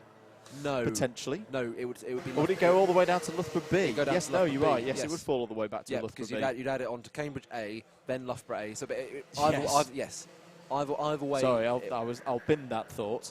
It's the first non-penalty scoring driver who would win the race. Yes. That's a very good way of putting it. That's the best way to think of it. Should it be pointed out that Loughborough A only 1.8 seconds behind Costa now. If Loughborough A overtook Costa in the final 2 minutes of this race, would that mean that it would be a Loughborough 1-2 for this particular race? Yes. I feel like you might just be saying yes. Just No, you're right. Yes. Absolutely spot on. Absolutely spot on, because Cambridge would get their penalty, Loughborough B at the third, and then Exeter A sits in second on the road would then be demoted to that third place, and it'd be a Loughborough 1-2. 1 second to separate Oxford Brooks A and Oxford Brooks B. If Oxford Brooks B were to overtake Oxford Brooks A, it would be a direct contrast between the Loughborough and the historic rivalry between Oxford Brooks and Loughborough. And if the B team did overtake Oxford Brooks, you would see the contrast in how that all sort of gets run over there. Yeah. Well, hopefully they're on top of it and they know what the situation is, and they know that this Oxford Brooks A team is fully in the fight now. Multi-73, I think. On absolute points with no drop scores applied, will have the championship lead leaving Wales here this evening. And there's different ways you can look at it. Personally, I prefer the thought of you've got the points on the board, you've got them in your back pocket, you don't need to do anything overly special going into Clay Pigeon, whereas other teams like Coventry, because they've had a bad day today, there's no other way of putting it, this has been a torrid day for the reigning champions across the border. Oxford Brooks will take a lot of confidence into Clay Pigeon after this. They've seen the Achilles heel of Coventry, and they will be chomping at the bit ready to go at a track that every driver who's worth their merit knows so well. And where they won the championship 2 years ago. Exactly. Last lap board is out then for Exeter A. And Konstantinos, the 35 Warwick kart, just lets Tom Thickpenny by. He does not need to overtake. He does not need to overtake Exeter A here, because Konstantinos has that penalty early in the race for the cone abuse. Just needs to sit there, and Loughborough A will take the round win, and it will be their first round win since their qualifier, so their first full mains round win in 2020. But here comes Konstantinos. Coventry A have fallen down the order. That doesn't really matter. It just kind of sums up their day. But round the final corner, Exeter A win on the road. But there is Tom Thickpenny, and he does it again here for Loughborough A. He wins the race in the round.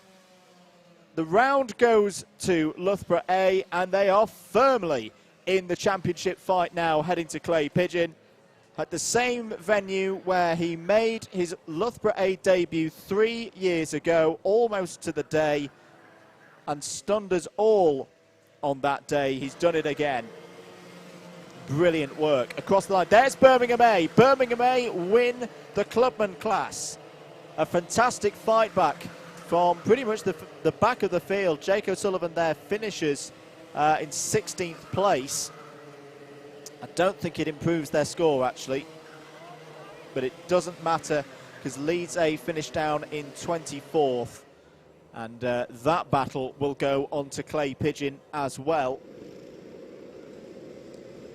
The rest of the results before penalties applied. Cambridge A third, Loughborough B, Max Reed, what a drive. In fourth, fifth place for Oxford Brooks A. They did the sensible thing, and the Brooks B team helped that cart of Carl Morby get home. So Brooks B finished in sixth, Nottingham A seventh, Brooks C 8th, De Montfort A 9th, but they have penalties. Aston A get a top 10 to finish off. 11th place for Coventry D. 12th for Nottingham Trent A, 13th for Exeter B, 14th for Cambridge B, 15th for Coventry B, 16th Birmingham A, as we mentioned, 17th for Newcastle B, 18th Warwick C, 19th Warwick A, and a torrid day, probably their worst in 2 years. Coventry A finish in 20th place. Hello, everybody. We're going to stand up. Sorry, we weren't understanding the gesticulation. Apologies. Wow, James. I had a really good feeling that we were going to have a good day here at GYG, and it's absolutely delivered again. Yeah, absolutely. Sum it up for me, mate, because that has been something today. It's blown the whole BUKC Championship wide open. Based on the calculations, we now have a 4 points between the top 4 teams. I think we call it a 4-way scrap going into play. It could be any of those teams: Coventry, Oxford Brooks A, Loughborough A, and Exeter A. I think it's fantastic, and I think for it to have happened here at GYG, I've maintained this for 3 years. I think this is the best track possibly in the United Kingdom. It's definitely up. Not like you talk. Look at where we are. Look at what we can see around here. The sloping hills. You've got Mount Snowdon just over there. But then you come onto the track as well. It's fast. It's got long straights. It's got technical corners. It's got the carousel, one of the best undulating corners I've ever driven. And then you go into the slow-moving corners of what I call it the snake. Yeah. But it's just. I think it's a brilliant track, and I think it's fantastic that it's blown this championship wide open. And I can't wait for Clay Pigeon, basically. We hope it happens. We really, really hope it happens. At the time, if you didn't hear earlier, there has been a statement from the BUKC this afternoon regards how we're approaching the current COVID-19 scenario, basically the same as what Motorsport UK are doing and the government. Before we do go, I do want to remind everyone, a week on Sunday, we are scheduled to be at Bayford Meadows for the first Alpha Live stream of 2020 for Club 100, the Sprint Championship. Club 100 in association with Rotax. It will be us there down at Bayford Meadows. We will also be at Wilton Mill Kart Club. Howard Mitchell will be there. Double Dash Motorsport Media and Alpha Live for that one as well. And, of course, the finals on the 3rd to the 5th of April. We're going to head down, though, to Mr. Jacob Harris. I can see he's perched on a barrier with a couple of drivers. So he's going to take us to the end with a couple of interviews of our winners, and we'll see you later. Hopefully we'll see you at Clay Pigeon in a few weeks' time. That's up. The race winners, Konstantinos, who won on track, but unfortunately at a cone, and the guy who inherited the win, Tom Thickpenny. Konstantinos, we'll come to you first. A great run, but unfortunately just a tap of the cone cost you it. Yeah, to be honest, I don't know where I hit a cone. Yeah, but I think I'm happy with the performance. Obviously, I wasn't quite consistent because it's my first time here, but I'll take it. You did what you had to do and build up a lead early on, and although Tom was chasing you down the late stages, do you ever feel under pressure? No, I didn't. I didn't realize he was that close, so that is why on the last lap I was more relaxed, but then I saw him right beside me. Yeah. A couple more laps, and Tom, maybe you could have caught him? I started 23rd, and you had to just go for it. Because I think if we finished in front of Brooks, we'd win the round, something like that. Anyway, so I was going for Carl Morby, and we got him, and then we got the old radios again. So I knew he had a cone, so I was like, I'll just keep it in second. I don't want to risk anything for either of us and just pick up the spoils again. There's two penalties I've inherited today, so lucky day. Yeah, and you've cut through the pack in both, I think. Yeah, hopefully cleanly. But yeah, I'm very happy with today. It's my favourite circuit in Wales. That's what everyone says. It's a favourite circuit. Konstantinos, you've been here for the first time today. I've had several people tell me how much they love it. What do you make of it? I think it's quite tricky. So, in my opinion, it takes time to find the correct path to follow within the track. Yeah, it's not straightforward. Did you enjoy it, though? Yeah, definitely. I think it's by far one of the most technical tracks in the calendar. I would like to see it next year, to be honest. Are you back next year? Of course. Fantastic. I'll be back then. Oh, yes. I like that. Congratulations, both of you, on a fantastic race. Just lastly, Tom, with Coventry struggling today and Loughborough doing reasonably well, and Brooks also storming it, is the championship on? I need to see the championship with drop scores first. That's the first bad run Coventry have had in about a year, and Brooks have been first and second today. I mean, like, we'll be around the podium, but I just think it's still a long shot if clay even happens. I don't know. Steady on now. But, I mean, I think to win we had to get 4 podiums out of the last 4 rounds, and we'd still be sort of. So we've done what we tried, or done what we can today. If Clay goes ahead, then try and do the same. But I think it's still a bit of a long shot. I mean, Coventry are so consistent generally. It's been amazing, to be honest, this year. So see what happens. We will see what happens. You can only do your best at the end of the day. Well, gents, thank you very much for chatting with me. We've come to the end of our racing for the day, unfortunately. That's it from GYG. That was rounds 5 and 6 of the UKC 2020. We'll hopefully be back in a couple of weeks' time from Clay Pigeon for rounds 7 and 8 and the finale of BUKC 2020. But from then, it's good night from me.